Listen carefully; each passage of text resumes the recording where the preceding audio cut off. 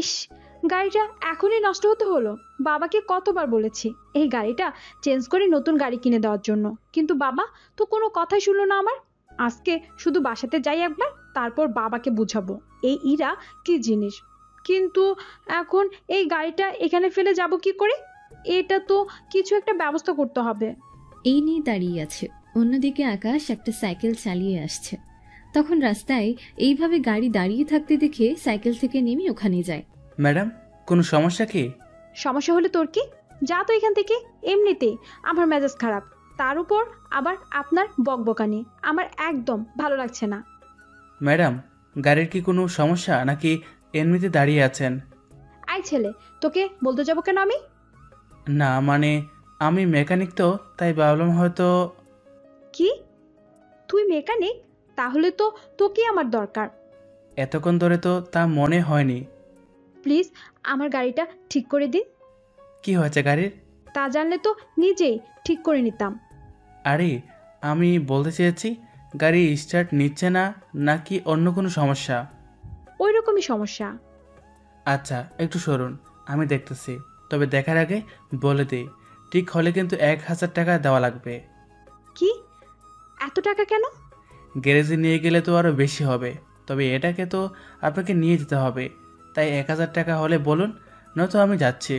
আরে আরে, কোথায় যাচ্ছেন? দিব তো 1000 টাকা, কিন্তু তাড়াতাড়ি করবেন, আমাকে আবার ভার্সিটিতে যেতে হবে। 10 মিনিট অপেক্ষা করুন। 10 মিনিট চেক করার পর আকাশ গাড়িটা ঠিক করে নেয়। গাড়ি ঠিক করে ইরার থেকে টাকাগুলো নিয়ে নেয়। ইরা টাকা দিয়ে চলে যায়। এই দিয়ে আকাশ ভার্সিটির কাছে একটা গ্যারেজে চাকরি করে, সাথে পড়াশোনাও। কিছুক্ষণ পর গ্যারেজে আসার পর করিম চাচা বলে, কিরে আকাশ, আজকে লেট হলো যে? উস্তাদ আর বলিয়েন না, সাইকেল চালিয়ে আস্তে আস্তে লেট হয়ে যায়। কত করে বললাম এখানে থেকে একটা বাইক আমি ঠিক করে নিয়ে ওটা চালাই, কিন্তু আপনি তো আমার কোনো কথাই শোনেন না। ঠিক আছে, তাহলে তুই একটা বাইক ঠিক করে নিয়ে নিস। আচ্ছা, আজকে অনেকগুলো গাড়ি এসেছে, ওইগুলো ঠিক করার ব্যবস্থা কর। কয়টা গাড়ি? কেন, কোথাও যাবি নাকি? না মানে 1 ঘন্টার পর আমার ক্লাস আছে, তাই বললাম। তুই যেভাবে কাজ করিস এতে 1 ঘন্টাও লাগবে না তোর। গাড়িগুলো ঠিক করে যাইস। আর যদি 1-2টা গাড়ি বাকি থাকে তা এদের কাউকে দিয়ে দিস। তুই ওইগুলো ঠিক কর, যেগুলোতে বেশি সমস্যা, আর যেগুলো ওরা পারবে বলে মনে হয় ওইগুলো ওদের দিয়ে করিয়ে নিস। ঠিক আছে চাচা। কাজ করা শুরু করে। আকাশ করিম চাচার দোকানে আজ 2 বছর ধরে কাজ করে। এই 2 বছরে উনি আকাশকে নিজের ছেলের মতো করে দেখে, কখনো নিজের ছেলের অভাব বুঝতে দেয়নি। কেননা আকাশের ব্যবহার আর কাজের দক্ষতা ছিল অনেক বেশি। এই পুরো গ্যারেজটা আকাশের কাজের দক্ষতার জন্য এখানে লোক গাড়ি ঠিক করতে আসে। 1 ঘন্টার মধ্যে গাড়িগুলো ঠিক করে তার সাথে আরেকটা গাড়ি আছে, যেটা অন্য কাউকে দিয়ে চলে আসে। ক্লাসে আসতে আকাশের 10 মিনিট লেট হয়ে যায়। ভেতরে গিয়ে দেখে স্যার ক্লাস করাচ্ছে। স্যার আসবো কি? আসো। তোমাকে না বলেছি আমার পারমিশন নিতে হবে না, তুমি এসে ঢুকে পড়বে, আমার অনুমতি লাগবে না। স্যার, তা কী করে হয়? আপনি আমার বাবার মতো, তাছাড়া শিক্ষকদের সম্মান করতে হয়। আচ্ছা হয়েছে, তোমাকে বুঝিয়ে লাভ নেই, যাও এখন বসে পড়ো। রুমের ভেতর গিয়ে চারিদিকে চোখ বুলাতে থাকে, কোথাও কোনো বেঞ্চ খালি আছে কিনা। যখন একটা বেঞ্চ খালি দেখতে পায় তখন ওখানে গিয়ে বসে পড়ে আর স্যারের কথা শুনতে থাকে। কিন্তু খেয়াল করে পাশের সিটের মধ্যে একটা মেয়ে বাইরে তাকিয়ে আছে, তাই ওই মেয়েটা যেদিকে তাকায় ওই দিকটাই আকাশও তাকায়। উফ, কত সুন্দর লাগছে ওই পাখিগুলোকে, তাই না? অনেক সুন্দর লাগছে। কত সুন্দর ওরা খেলা করছে। কথাগুলো বলেই ইরা থমকে যায়, কেননা কি বলতে গিয়ে কি বলে ফেলেছে তা নিয়ে। তাছাড়া কাকে বলেছে তাই না জানে না। সেজন্য মাথাটা আস্তে আস্তে সোজা করে আকাশকে দেখে নিঃশ্বাস ফেলে। যাক বাবা, অল্পের জন্য বেঁচে গেলাম। আমি তো ভেবেছিলাম স্যার, যদি উনি হতো আজকে তো আমার কপালে শনিই ছিল। কিন্তু তুই কে? আমার পাশে এসে কেন বসলি? আমাকে এত তাড়াতাড়ি ভুলে গেলেন? আমি ওই ছেলেটা যে আপনার গাড়ি ঠিক করে দিয়েছিল। ও, মনে পড়েছে। তা তুই আমার পাশে কেন বসছিলি? এই একটা বেঞ্চ মাত্র খালি পেলাম, তাই এখানে এসে বসেছি। আপনার যদি কোনো সমস্যা থাকে তাহলে আপনি অন্য কোথাও গিয়ে বসেন। তোর মতো একটা মেকানিকের পাশে আমি কখনোই বসবো না। না বসলে উঠে যেতে পারেন, কিন্তু আমি উঠবো না। তোদের মতো ছোট লোকের সাথে আমি তো কখনোই বসবো না। এইদিকে ওরা নিজেদের মধ্যে তর্ক শুরু করে দিল। কিছুক্ষণ পর আকাশ, কি হয়েছে? তুমি আর ইরা এইভাবে চিৎকার করছো কেন? স্যার, এই ছোট লোকের সাথে আমি বসবো না। কিন্তু ওর তো আর কোথাও বসার জায়গা নেই। তাহলে ওকে দাঁড়িয়ে থাকতে বলেন, তবুও আমি ওর পাশে বসবো না, ব্যাস। ওকেও বলে দিন আমি এখান থেকে উঠছি না। দেখ, ভালো হবে না কিন্তু। আমি যদি রেগে যাই তাহলে বুঝতে পারবি না আমি তোর কি কি হাল করি। দেখা যাবে। আকাশ, ওর সাথে কথা বলো না, ওই মেয়েটা। স্যার, আপনি কিন্তু আমাকে কিছু একটা বলতে গিয়ে বলছেন না, মনে হচ্ছে আমাকে অপমান করতে চাইছেন। আমি কখন তা বললাম? আমি চলে যাচ্ছি। রাগ করে বেরিয়ে যায়। কিছুক্ষণ পর আকাশ ক্লাস শেষ করে নেয়। যখন বের হতে যাবে, সামনে দেখে কয়েকজন ছেলে আর ইরা দাঁড়িয়ে আছে। ওদের দেখে বুঝতে পারছে ওরা কিছু একটা তো করবেই। কি ব্যাপার, আপনারা আমার পথ আটকে কেন দাঁড়িয়েছেন? ওই পথ কি তোর বাপের যে আমরা আটকে রেখেছি? দেখুন, আপনারা আমার বাবা তুলে কথা বলবেন না, নয়তো ভালো হবে না। বাহ, এই ছেলের দেখি মুখে কথা ফুটেছে। এই ওকে ধর তো, আজকে একটা শিক্ষা ওকে দিই। ওরা আকাশের কাছে আসে আর কিছুক্ষণ মেরে চলে যায়। আকাশ মার খেয়ে শুয়ে আছে, কোনো কিছু করতে পারছে না। কেননা এই ভার্সিটিতে আকাশের তেমন কোনো বন্ধু নেই। কারণ আকাশের অবস্থা তো আপনারা জানেনই। আজকালকার দিনে সমস্যা কথা বলতে, গরিবদের সাথে বন্ধুত্ব করতে কেউ আসে না। মার খাওয়ার কিছুক্ষণ পর দেখলি তো আমার সাথে লাগার ফল। কথাটা আকাশের মুখের কাছে এসে বলে। তখন আকাশ শুয়েছিল মাঠের মধ্যে, তাই মাথা নিচু করে বলতে গেলেই আকাশ মাথাটা একটু উঁচু করেই ইরার ঠোঁটের সাথে ঠোঁট মিশিয়ে দেয়। এতে ইরা তো অবাক হয়ে যায় আর সাথে সাথে ওখান থেকে উঠে যায়। তোর এত বড় সাহস, ছোট লোকের বাচ্চা, তুই আমাকে। এইদিকে মাটিতে শুয়ে আকাশ আসছে, কোনো কিছু বলছে না। মনে হচ্ছে এতক্ষণ ধরে মার খাওয়ার ওষুধ পেয়ে গেছে, তাই সব ব্যথা চলে যায়। ইরা তো রাগে ওখান থেকে চলে যায়। ইরা যাওয়ার পর আকাশ কোনো রকমে চলে আসে গ্যারেজের মধ্যে। ওখানে আকাশকে দেখে করিম চাচা বলে, কি করে হলো এই শব্দর আকাশ? কে তোকে মেরেছে? আকাশ সব বলতে থাকে, কি কি হয়েছে সব কিছু, সবটা শোনার পর। গরিব হয়ে আজকে তোকে এত অপমানিত হতে হয়েছে। একদিন তুই নিজের ক্ষমতা দিয়ে দেখিয়ে দিবে ওই মেয়েকে। দোয়া করিও চাচা, আমি যেন একটা সময় অনেক বড় হতে পারি আর বড় লোকদের অত্যাচারের জবাব দিতে পারি। চল আগে তোকে ডক্টর দেখাই। লাগবে না চাচা, শুধু কয়েকটা ব্যথার ওষুধ খেলেই ঠিক হয়ে যাবে। নতুন করে আর গাড়ি আসলে বলো, ঠিক করে নিচ্ছি। না থাক, তোকে আজকে আর গাড়ি দেখতে হবে না, তুই রেস্ট নে, আমি ওষুধ নিয়ে আসছি। চাচা ওষুধ নিয়ে যায়। এইদিকে ইরা বাসায় এসে সব কিছু ভাঙচুর করতে থাকে। তার কারণ তো আপনারা জানেনই। ইরার বাবা তখন ইরার রুমে আসে, উনি এসব দেখে। এরা, মা আমার কি হয়েছে? শান্ত হও, আমাকে বল কি হয়েছে। সবকিছু হয়েছে তোমার জন্য। কি? আমি কি করলাম? তোমাকে কতবার বলেছি আমাকে নতুন একটা গাড়ি কিনে দেওয়ার জন্য, কিন্তু তুমি তো আমার কোনো কথাই শুনলে না। আহ, আস্তে, এত চিৎকার করে বললে আমি বুঝবো কি করে? তোমাকে বুঝতে আর হবে না, কালকের মধ্যে তুমি আমাকে নতুন একটা গাড়ি কিনে দিবে, ব্যাস। তোর তো এমনিতে 4টা গাড়ি, এখন আবার একটা গাড়ি? তুই তো আমাকে ফকির বানিয়ে দিবি মনে হচ্ছে। আমি না তোমার একমাত্র মেয়ে? তোমার শত শত কোটি টাকার মালিক তুমি, আমি না খরচ করলে কে খরচ করবে? তোর তো 4টা গাড়ি আছেই, প্রতিটা গাড়ি আবার কোটি টাকার উপরে কিনতে হয়েছে। ওইগুলো নিয়ে যা, নতুন করে আমি আর কিনে দিতে পারবো না। পারবে না তাই না? তাহলে শুনে রাখো, আমি বাড়ি থেকে চলে যাব আজই। আরে, আমি তো মজা করছিলাম বা। ঠিক আছে, তোকে কালকেই কিনে দেব গাড়ি। সত্যি বলছো তো? সত্যি। এইদিকে ইরা গাড়ি পেয়ে খুশি, অন্যদিকে আকাশ ওর রুমে এসে শুয়ে আছে। আজকের মারের জন্য শরীরে এখনো ব্যথা অনেক আকাশের, তাই ব্যথার জন্য শুয়ে আছে, কিন্তু ঘুম আসছে না। এইদিকে ইরার তো কোনো চিন্তাই নেই, কেননা ইরা যে আকাশকে মেরেছে এই নিয়ে ইরার কোনো টেনশনই নেই। কিন্তু এইদিকে বেচারা আকাশ মার খেয়ে অবস্থা খারাপ। পরের দিন অনেক লেট করে আসে গ্যারেজে। করিম চাচা আকাশের অবস্থা দেখে, আকাশ, তুই এখন আসতে গেলি কেন? আরে চাচা, না আসলে গ্যারেজের কাজ কে করবে? তার জন্য ওরা তো আছে। তুই এখন এই শরীর নিয়ে কি দরকার কাজ করার? তার চেয়ে ভালো তুই এখন ক্লাসে গিয়ে একটু কাজ কর। দেখ নতুন করে কোনো বন্ধু জোগাতে পারিস কিনা। কিন্তু আমার মতো একজন গরিব ছেলেকে কে ভালোবাসবে বলো? তাছাড়া আমার সাথে বন্ধুত্ব তো কেউ করবে না। করবে করবে, ঠিকই করবে। যখন তুই নিজের মেধাকে আরও বেশি কাজে লাগাবি তখন দেখবি তোর চারপাশে বন্ধুর অভাব হবে না, সবাই আসবে বন্ধু হতে। এখন তাহলে ক্লাসে যা। এমনিতে তো তোর শরীরের অবস্থা ভালো না, তাই কাজ না করে ক্লাসে যা। ঠিক আছে চাচা, আমি তাহলে ক্লাসে যাচ্ছি। ভার্সিটির গেট দিয়ে ঢুকতে যাবে অমনি একটা গাড়ি এসে ধাক্কা দেয়, তাই আবারও পড়ে যায়। ও মা গো, কার মুখ দেখেছে আমি উঠলাম, শুধু কষ্ট আর কষ্ট পেয়ে গেলাম। আল্লাহ, তুমি কি আমাদের মতো গরিবদের দিকে তাকাবে না? ওই কোন শালারে আমার গাড়ির নিচে এসে মরতে এলি? কি মেয়ে রে বাবা, যেখানে এসে আমাকে দড়ে উঠাবে তা না করে উল্টো আমাকে মারার চিন্তা করতেছে। আচ্ছা, গলাটা বেশ চেনা চেনা লাগছে, একটু মুখটা দেখি তো। মাথাটা উঁচু করে যেই ভেতরে দেখতে যাবে তখনই ইরাকে দেখতে পায়। হায় আল্লাহ, যেখানে বাঘের বয়স সেখানে সকাল হয়, থুকু সন্ধ্যা হয়। বইয়ের জন্য প্রবাদ বাক্যই বলে গিয়েছি, আপনারা আবার কিছু মনে করিয়েন না। কিছুক্ষণ পর ইরা গাড়ি থেকে নেমে, আই ছেলে, তুই কি মরার জন্য আর কোনো জায়গা পাস না? শুধু আমার কাছে মরতে আসিস? আপনি তো পিছন থেকে আমাকে ধাক্কা দিলেন। আই চুপ করবি তুই?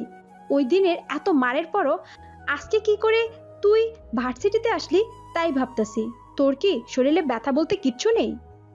আছে তো, কিন্তু তোমাকে কিস করার পর থেকে কেন জানি না সব ব্যথা দূর হয়ে গিয়েছে। তবে রে, তোকে তো আমি। এই নিয়ে আকাশকে তাড়া করে। আকাশও দৌড়ে ওর ক্লাসে চলে আসে। তখন যদিও স্যার ছিল না, তাই বেঞ্চে বসার পরও ইরা আকাশকে মারতে থাকে। তখনই স্যার চলে আসে, এসে সবাইকে নিজেদের জায়গায় গিয়ে বসতে বলে। ওই দিন ক্লাস শেষ হয়ে গেলে গ্যারেজে চলে আসে। তখন একটা মেয়ে আসে ওখানে। এখানে ভালো মেকানিক কেউ কি আছে? আছে তো, কি হয়েছে বলুন। আমার গাড়িটা একটু সমস্যা হয়েছে, একটু দেখে দিবেন প্লিজ? গাড়ি কোথায়? এই তো পাশেই, চলেন আমার সাথে। নদীর পেছনে যেতে থাকে। কিছু দূর যাওয়ার পর গাড়িটা দেখতে পায়, তাই গাড়িটা ঠিক করতে থাকে। গাড়িটা ঠিক হয়ে গেলে, নিন, গাড়ি ঠিক হয়ে গেছে। ধন্যবাদ। তা কত টাকা দিতে হবে? এই তো 1000 টাকা। এই নিন টাকা। আর আপনার নাম্বার দিন তো। কেন, নাম্বার দিয়ে কি করবেন? কোনো সমস্যা হলে আপনাকে যেন কল করে জানাতে পারি তাই। নিন নাম্বার। নাম্বার দেওয়া শেষ হলে মেয়েটা চলে যায়। কিছুক্ষণ পরে গ্যারেজে এসে কাজ করতে থাকে। এভাবে দিন যেতে থাকে আকাশের। একদিন একজন লোক আসে 5টা গাড়ি নিয়ে। দেখতে ডনের মতোই লাগছিল ওদের, তাই ভয়ে ভয়ে ওদের কাছে যায়। স্যার, কিছু লাগবে? লাগবে। আমার এই গাড়িটার গ্লাসগুলো রং করে দিতে হবে। তা কি কালার করবেন স্যার? কালো রং করে দিবি, যেন আমি ভিতরের থেকে দেখতে পারি বাইরের সব কিছু। আর কেউ বাইরে থেকে যেন ভিতরে কি হচ্ছে না হচ্ছে তা যেন কেউ দেখতে না পারে। স্যার, এরকম হলে তো গাড়ি গ্লাসগুলো বদলাতে হবে। আমি যদি কালার করে দিই তাহলে ওইভাবে তেমন কিছু দেখা যাবে না। তাই যদি গ্লাসগুলো বদল করে দিই তাহলে আপনি যেভাবে চাচ্ছেন ঠিক সেভাবেই হবে। ঠিক আছে, তবে যা করার তাড়াতাড়ি কর, আমার হাতে একদম সময় নেই। ঠিক আছে স্যার, আপনি কিছুক্ষণ অপেক্ষা করুন। আমি গ্লাসগুলো কুলার কাজে একজনকে লাগিয়ে আমি গ্লাসগুলো কেনার জন্য যাচ্ছি। যা, তবে তাড়াতাড়ি আসবি। এইদিকে গ্লাস কেনার জন্য যাচ্ছে, অন্যদিকে আরেকটা ছেলে গাড়ির গ্লাসগুলো খুলে রেখেছিল। আকাশ গ্লাস এনে লাগিয়ে দেয়। স্যার, 15,000 টাকা বিল হয়েছে। ওই, তোর সাহস তো কম না, তুই আমার কাছে বিল চাইছিস? কিন্তু স্যার, এতগুলো টাকা আমার লস করিয়েন না। চুপ কর ফকিরের বাচ্চা, একটা টাকাও দেব না। দেখুন, ভালো হবে না কিন্তু। কি করবি তুই? দেখুন স্যার, আপনারা বড় লোক বলে আমাদের মতো গরিব লোকের উপর এইভাবে অত্যাচার করতে পারেন না। তোকে কে বলেছে আমরা বড় লোক? তাহলে আপনারা কি? আমরা হচ্ছে মাফিয়া, আর উনি আমাদের ডন। সে আপনারা ডন হন বা আর যাই হন, আমার টাকা দিয়ে তারপর যাবেন। এই তো সাহস তো কম না, তোকে আমি এখানে মেরে ফেলবো। বন্দুক বের করে আকাশের মাথায় ধরে। আকাশ তবুও ভয় পাচ্ছে না, তাই ওদের ডন অবাক হয়ে যায়। তোর কি একটুও ভয় হচ্ছে না? ভয় কেন হবে? তোর মাথায় আমরা বন্দুক ধরে রেখেছি, আর তুই সেখানে ভয় পাস না? না স্যার, লাগে না। ওকে 30,000 টাকা দিয়ে দে।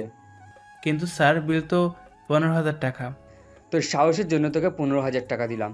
আজ পর্যন্ত কোনো মেকানিক আমার থেকে এইভাবে টাকা চেয়ে নিতে পারেনি।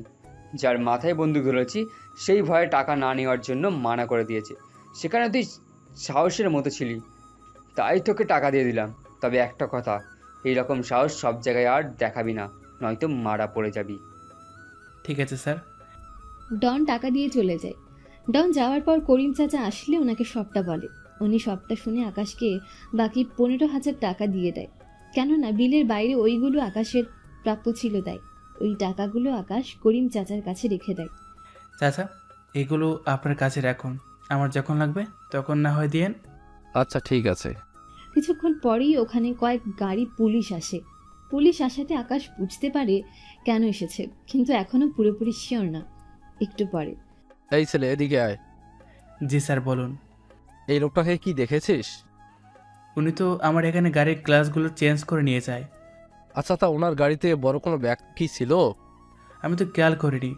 একটু ভাবো, বড় কোনো ব্যাগ কি ছিল? না স্যার, ওনার সাথে 5টা গাড়ি ছিল, আমি তেমন খেয়াল করিনি। আমি যে গাড়িতে কাজ করেছি ওই গাড়িতে তো কিছু ছিল না। আচ্ছা, যদি এই লোকটা আবার কখনো এখানে আসে তাহলে আমার এই নাম্বারে কল দিও। ঠিক আছে স্যার, তাই হবে। পুলিশে চলে যায়। এইদিকে ভার্সিটি ক্লাসের সময় হয়ে যায়, তাই প্রয়োজনীয় সবকিছু নিয়ে চলে আসে।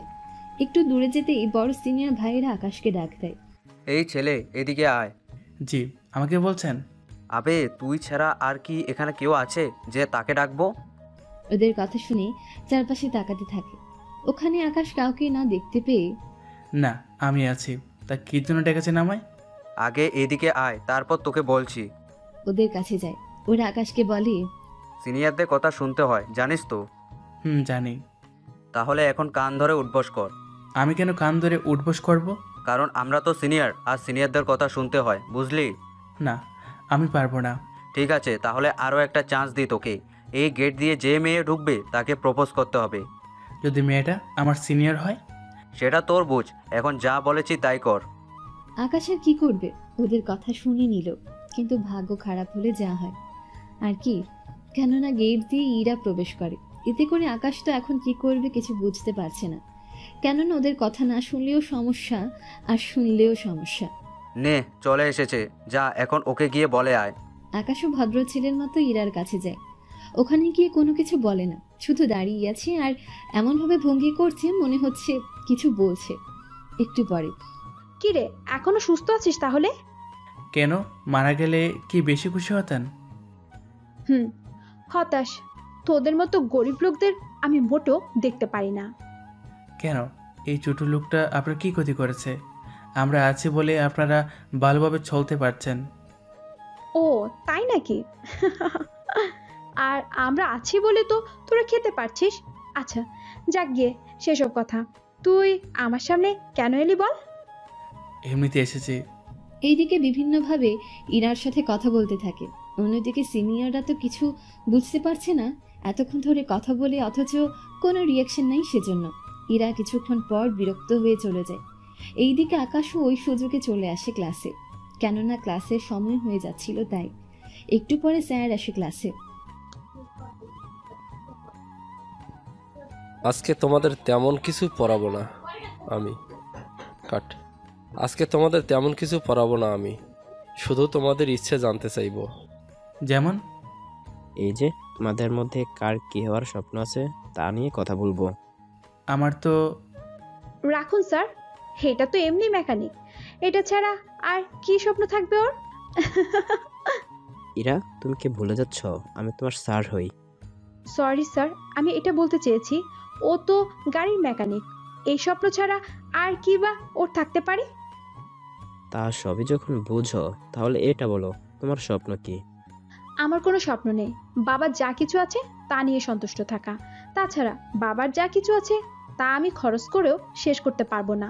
তাছাড়া আমার চাকরি করারও প্রয়োজন পড়বে না। সেই জন্য স্যার, আমার কোনো কিছু হওয়ার ইচ্ছেই নেই। এবার ইরার কথা শুনে সবাই হাসে। এতে ইরার ইগোতে একটু আঘাত লাগে। তোমার বাবার মতো সবার বাবার তো আর এইগুলো নেই। তা আকাশ, তোমার ইচ্ছে কি? স্যার, আমার ইচ্ছে সরকারি চাকরি করা। যেমন ভিন্ন প্রতিষ্ঠানে? না স্যার, যে চাকরি আমাদের দেশের মানুষকে শান্তি রাখবে।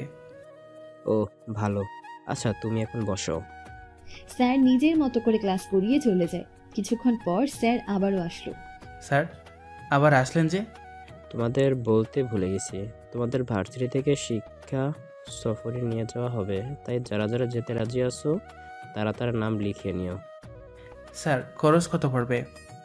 আমি ফুল ডিটেলস তোমাদের পাঠিয়ে দিয়েছি গ্রুপের মধ্যে, তোমরা সবটা পড়ে আমাকে জানাও। ঠিক আছে স্যার।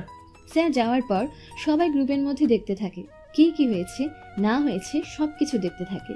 সবটা দেখার পর আকাশের ভালোই লাগলো, কিন্তু টাকার পরিমাণ অনেক বেশি হয়ে যায়। কিন্তু কি করবে, যদি যাই তাহলে ওর জন্যই ভালো হবে। তাই করিম চাচার কাছে যায়। চাচা কিছু কথা বলার ছিল। কি কথা? এরপর সবকিছু বলতে থাকে। সবটা শোনার পর আরে টেনশন কেন নিচ্ছিস তুই? যখন তোর যেতে হবে তখন যাবি, এই নিয়ে তোকে কোনো টেনশন করতে হবে না। কিন্তু চাচা আমার তো ওখানে 7 দিন থাকতে হবে, ততদিন তুমি এই গ্যারেজ সামলাবে কি করে? চিন্তা করিস না, আমি সামলে নিব। তুই তাহলে কালকেই 10,000 টাকা নিয়ে জমা দিয়ে আয়, আর 5,000 টাকা এক্সট্রা নিয়ে যাবি। চাচা এতগুলো লাগবে না। লাগবে লাগবে, দেখবি এইগুলোও কম হয়ে যাবে। তাছাড়া তুই যে জায়গায় যাবি ওখানে খরচ পড়বে অনেক। ঠিক আছে চাচা, তুমি যা বলবে। এইদিকে আকাশ টাকা নিয়ে জমা করে দেয়। আকাশের সাথে আরো অনেকেই জমা দেয়। কিছুদিন পর যখন ওদের যাওয়ার সময় হয় তখন তোমাদের কালকে নিয়ে যাওয়া হবে, তাই তোমরা কাল সন্ধ্যার পর নিজেদের ব্যাগ গুছিয়ে নিয়ে চলে আসবে। ঠিক আছে স্যার। পরের দিন আকাশ কি কি নেবে তা রেডি করে ব্যাগে ভরে নেয়। কিছুক্ষণ পর করিম চাচার থেকে সবকিছু গুছিয়ে নিয়ে চলে আসে ভার্সিটির মধ্যে। এখানে সবাই এক এক করে টোকেন নিতে থাকে, কেননা কে কোন সিটে বসবে তা এখানে টোকেনে লেখা থাকে। এই টোকেন অনুযায়ী সবাই নিজেদের জায়গায় গিয়ে বসবে। সবাই নিজেদের টোকেন নিয়ে বসে যায়। আকাশ ওর টোকেন নিয়ে বসে ঘুমিয়ে যায়। রাত 4টা বাজে। আকাশ ঘুম ভেঙে যায় কারো মাথার স্পর্শের কারণে, কেননা কেউ তার মাথা আকাশের কাঁধে রেখে দেয়। এতে করে ঘুম ভেঙে যায়। কিছুক্ষণ পর যখন আলো পড়ে তখন ইরার মুখটা দেখে চমকে ওঠে। হায় আল্লাহ, যেখানে ভয় সেখানে এর আবির্ভাব হয়। আল্লাহ জানে কি আছে কপালে আমার। ইরাকে কোনো রকম ভাবে ডিস্টার্ব না করে আকাশও নিজের মতো ঘুমোতে থাকে। পরের দিন সকালে ওদের গাড়িটা এসে গন্তব্যে এসে পৌঁছায়। তখন ইরা খেয়াল করে আকাশকে জড়িয়ে ধরে ঘুমিয়েছিল, তাই জেদে আকাশকে একটা থাপ্পড় দেয়। থাপ্পড় খেয়ে আকাশ এদিক ওদিক তাকায়। কে কে? এই যে আমি। একটু এইদিকে তাকান। আপনি আমাকে মারলেন কেন? মারবো না তো কি করব? তোর মতো একটা ছোট ছেলেকে আমি জড়িয়ে ধরে ঘুমিয়েছিলাম। তুই কেন আমাকে বললি না? আমি কি করে বলবো? আমি তো ঘুমিয়েছিলাম, আপনি তো আমাকে জড়িয়ে ধরে ঘুমিয়েছিলেন। সব দোষ তোরই। তুই আমার পাশে না থাকলে আমার এমন কিচ্ছুই হতো না। তা যখন এসে বসেছেন তখন কেন বলেননি বা চেঞ্জ করে নিতেন? চেষ্টা তো আমি কম করিনি, শুধু রুলসের জন্য তুই আজকে বেঁচে গেলি। এভাবে ওরা তো ঝগড়া করেই যাচ্ছে। কিছুক্ষণ পর স্যার এসে সবাইকে নামতে বলে গাড়ি থেকে। সবাই এক এক করে নামতে থাকে। সবাই নামার পর তোমাদের যা বলার জন্য এনেছি, তোমরা এখন নাস্তা করে নাও। নাস্তা শেষ করে আমরা বের হব ঘোরার উদ্দেশ্যে। তবে তোমাদের সবার উদ্দেশ্যে একটা কথা বলতে চাই, তোমরা নিজে থেকে একা একা কোথাও যাবে না। তার উপর এটা পাহাড়ি এলাকা, তাই পাহাড়ের ধারে তেমন যাবে না, মনে রেখো। স্যার ঠিক আছে। এইদিকে ওরা যখন নাস্তা খাচ্ছে তখন সামনের মেয়েটাকে দেখে আকাশের পরিচিত মনে হচ্ছে, তাই ওই দিকে তাকিয়ে আছে। এবার মেয়েটাও তাকিয়ে চিনতে পারে। আরে আপনি? আমার তো একই প্রশ্ন, আপনি এখানে কেন? আমি তো ওই ভার্সিটির ছাত্রী, আমি 4র্থ বর্ষের। আর আপনি? মাস্টার্সে। ওয়াও, তাহলে তো ভালো। আমরা একই ভার্সিটিতে পড়ি, অথচ কেউ কাউকে আগে থেকে চিনি না আমরা। তাই তো দেখতেছি। তা আপনাকে আমি আবার দেখবো এখনো তা ভাবতে পারিনি। আমি তো আপনার থেকে ছোট হই, তাই আমাকে আপনি না বলে তুমি করে বলতে পারেন। ঠিক আছে। তাহলে আমরা আজ থেকে বন্ধু হতে পারি কি? ঠিক আছে তাহলে বন্ধু আমরা। এভাবে ওরা হেসে হেসে কথা বলে। অন্যদিকে ইরা ব্যাপারটা লক্ষ্য করে, কোনো কিছু বলছে না, শুধু দেখেই যাচ্ছে। কিছুক্ষণ পর স্যার ওদের নিয়ে চারদিকটা ঘুরিয়ে দেখাতে থাকে। নদী ও আকাশ দুজনেই পাশাপাশি হাঁটতে থাকে। কিছুক্ষণ পর স্যার, এখানে ছেলে মেয়ে আলাদাভাবে হাঁটা, তার ভাগ করে দিন। কেন, কি হয়েছে? দেখছেন না, সবাই তো নিজেদের মতো করে হাঁটে, কিন্তু আকাশ আর ওই মেয়েটা তো সব সময় নিজেদের কথা নিয়ে ব্যস্ত থাকে। ওরা দুজন। এখানে তোমার সমস্যা কোথায়? ওরা নিজেদের মতো করে কথা বলতেই পারে। এখানে মেয়েটি যদি ওর বিরুদ্ধে বলতো ওকে ডিস্টার্ব করছে, তাহলে আমি অ্যাকশন নিতে পারতাম, কিন্তু এখন আমি কি নিয়ে অ্যাকশন নিব? সরি স্যার, বুঝতে পারিনি আমি। এরপর থেকে তোমরাও খেয়াল রাখবে এই বিষয়গুলো। তোমরাও যে যার সাথে ইচ্ছে করে হাঁটতে পারো, এখানে তা নিয়ে কোনো রকম প্রশ্ন করা হবে না। ধন্যবাদ স্যার। আমি আসার পর থেকে দেখতেছি স্যার, এই মেয়েটি আকাশের পিছনে এইভাবে কেন পড়ে আছে? তার কারণও একটা, গরিব। আর আমি গরিবদের দেখতে পারি না। মানে এটা কোনো কথা? একটা মানুষ গরিব বলে তাকে এইভাবে অবহেলা করাটা কিন্তু ঠিক না। তা কি এখন তোমার থেকে আমাকে শিখতে হবে? নদী কোনো কথা বলে না, কেননা নদী ইরার থেকে জুনিয়র, তাই চুপ করে যায়। এইদিকে কিছুক্ষণ পর ওখানে একটা গ্রামে যাই দেখার জন্য। কিছুক্ষণ পর ওরা নদী পার হওয়ার পর নৌকা ভাড়া করে। সবাই এক এক করে নৌকায় গিয়ে বসে পড়ে। একটু পরে নদীর মাঝখানে ইরা কৌশলে আকাশকে ধাক্কা মেরে নৌকা থেকে ফেলে দেয়। যদিও আকাশ বুঝতে পারেনি, কেননা আকাশ তখন পানিতে হাত দিয়ে নিচে কি যেন দেখছিল। তখনই ইরা ধাক্কা দেয়। এতে করে আকাশকে কেউ যে ধাক্কা দেয় বুঝতে পারে না। কেউ আছো? ওকে বাঁচাও, নয়তো ও ডুবে মারা যাবে। কিন্তু বাঁচাবে কে? আমি তো সাঁতার জানি না। এইদিকে ওখানে থাকা ওরা কেউই সাঁতার জানে না, তাই ঝামেলা একে একে এসে মাথায় আসে। এইদিকে অনেকক্ষণ হয়ে গেল আকাশ পানির নিচ থেকে উঠছে না দেখি ওরা অনেকে ভয় পায়, আর ইরার মনেও ভয় কাজ করে। তাই আকাশ সবাইকে চমকে দিয়ে নৌকায় হাত রাখে। এতে নদী খুশি হয়, সাথে স্যারও। সাথে ওর হাত ধরে টেনে উপরে নিয়ে আসে। উপরে উঠানোর পর, আকাশ, তুমি ঠিক আছো তো? পড়ে গেলে কি করে? স্যার মনে হয় একটু বেশি বাইরে গিয়েছিলাম, তাই ঢেউয়ের দেখায় এরকম হতে পারে। তাহলে এখন থেকে সাবধানে বসবে। ওরা নৌকা ভ্রমণ করে নেয়। এরপর একে একে এভাবে ওদের 3 দিন কেটে যায়। তাই ওরা এবার এখান থেকে চলে যাবে বান্দরবান। সেজন্য সবাই এক এক করে গাড়িতে উঠে পড়ে। তবে এখনো সেম একইভাবে ইরা গিয়ে আকাশের পাশে বসতে হয়। কার মুখ দেখে যে আজকে উঠেছি, তোর সাথে আমাকে বসতে হয়েছে।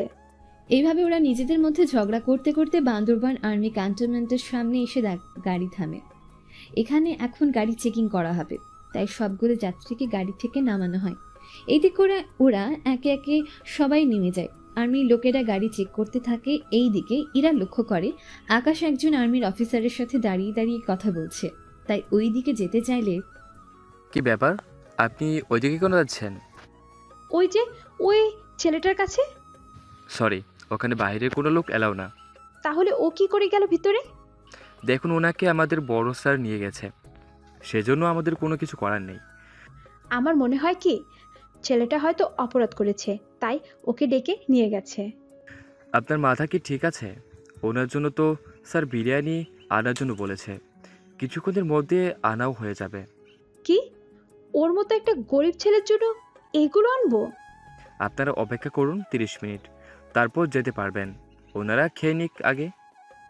কি, ওই লাখ সাহেবের জন্য কি এখন অপেক্ষা করব নাকি? সেটা আপনাদের ইচ্ছে। স্যার বলে দিয়েছে ওনাদের খাওয়া যতক্ষণ না পর্যন্ত শেষ হবে ততক্ষণ আপনাদের জন্য এখানে রেখে দেওয়া হয়। এই দিকে ওনারা কথা বলে তা দেখে স্যার আসে ওখানে। কি হয়েছে এরা? ওনার সাথে কি কথা হচ্ছে? তাছাড়া অফিসার, আমাদের এখানে কতক্ষণ অপেক্ষা করবেন আপনারা? স্যার, ওই যে আপনার লাখ সাহেবের জন্য আমাদের অপেক্ষা করতে হবে। কেন? ওর জন্য কেন? দেখছেন না স্যার, কি আরামে খাচ্ছে ওনাদের সাথে। তাই তো, কিন্তু ওনাদের সাথে কেন? সেটা তো আমিও জানি না স্যার। আচ্ছা, যাক গিয়ে সেসব কথা। ওরা তাহলে খেয়ে নিক। এখন যদি ওনাদের ডিস্টার্ব করি তাহলে কখন না আমাদের জেলে ভরে দেয়। থাক স্যার, আমরা বরং অপেক্ষা করতেছি। এইদিকে আকাশের খাওয়া শেষ হয়ে গেলে 10 মিনিট কথা বলার পর কথা বলে চলে আসে। চলে আসতে গেলে ওই অফিসার আকাশকে জড়িয়ে ধরে কান্না করে দেয়, যা সবাই দাঁড়িয়ে দাঁড়িয়ে দেখছে, কিন্তু কেউ কোনো কিছু বুঝতে পারছে না। গাড়িতে এসে বসার পর, কি ব্যাপার, ওনাদের সাথে কি কথা হয়েছে? তা জেনে কি করবেন আপনি? কেন বললে কি হবে? শুনে কি করবেন? তাছাড়া আমি যে কথা বলার জন্য এসেছি, আমরা এখানে যাচ্ছি, ওখানে আমাদের বিপদ হতে পারে। বিপদ মানে কিসের বিপদ? তা এখনও জানি না, তবে যে কোনো সময় হতে পারে। তাহলে এখন কি করা যায়? কি আর করব, বিপদের জন্য অপেক্ষা করব। কি পাগল নাকি? জেনে শুনে বিপদের দিকে যাব নাকি? তবে আবার সে পুরনো দিনে ফিরে যেতে পারবো। পুরোনো দিনে মানে? সব ব্যাপারে তো প্রশ্ন করতে হবে না। এভাবে ওদের মধ্যে ঝগড়া হতে থাকে। এভাবে ওরা চলে আসে একটা হোটেলে। ওখানে ওরা রেস্ট নিতে থাকে। সকালে 11টায় স্যার আসে ওদের কাছে। আমরা এখন পৃথিবীর সবচেয়ে উঁচু জায়গায় যাব। সেটা কোন জায়গা? এই তো নীলগিরি যাব আমরা। ওখানে তোমরা চারপাশে প্রাকৃতিক পরিবেশ দেখতে পাবে।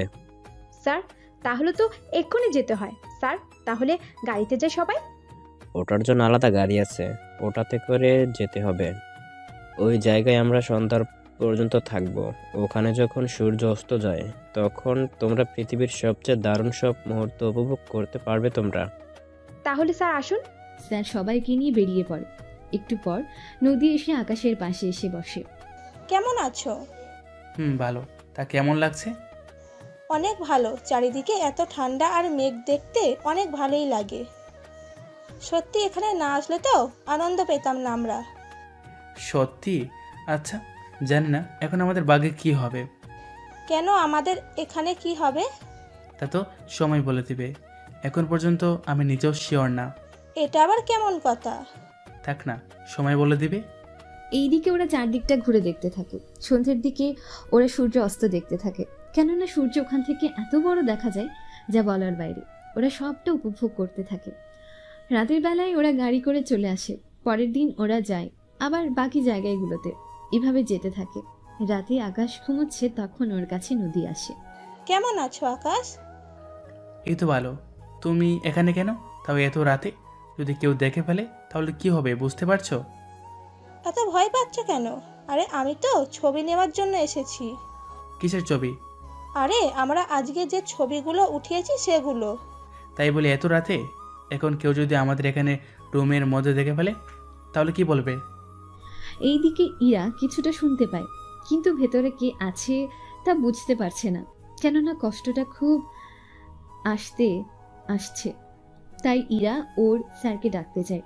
ইরা যতক্ষণে না স্যার নিয়ে আসে ততক্ষণে নদী ওখান থেকে চলে যায়।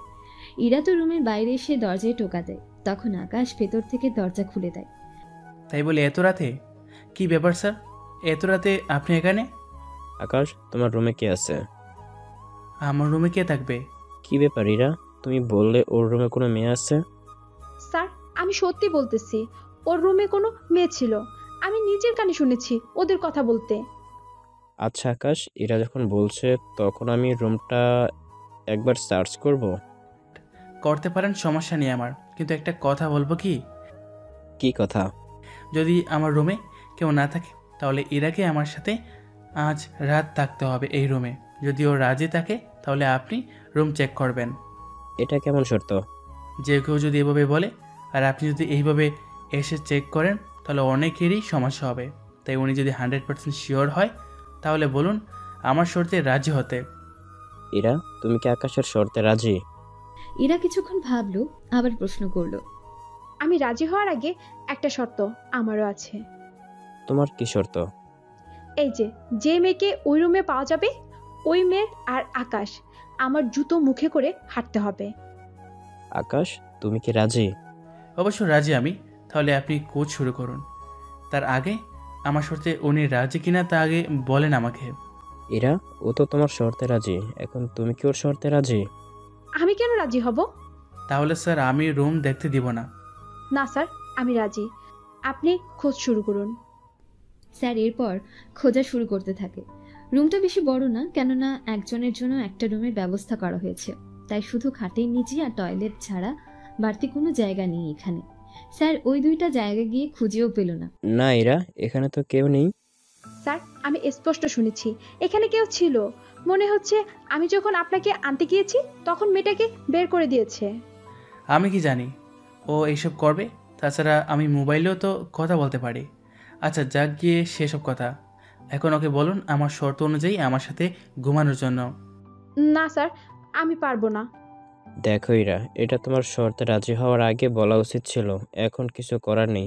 শর্ত অনুযায়ী তুমি আকাশের সাথে থাকবে আজকে রাতটা। স্যার চলে যায়। এই দেখি ইরা যে আকাশকে ফাঁসাতে গিয়ে নিজেই ফেসে গেছে। আকাশ তো বিছানায় শুয়ে আছে, কিন্তু ইরা কি করবে তাই ভাবছে। কেননা এখানে আলাদা কোনো বেড নেই যেখানে ঘুমাবে, তাই অসহায়ের মতো তাকিয়ে আছে। কি ব্যাপার, বসে আছেন কেন, ঘুমাবেন না?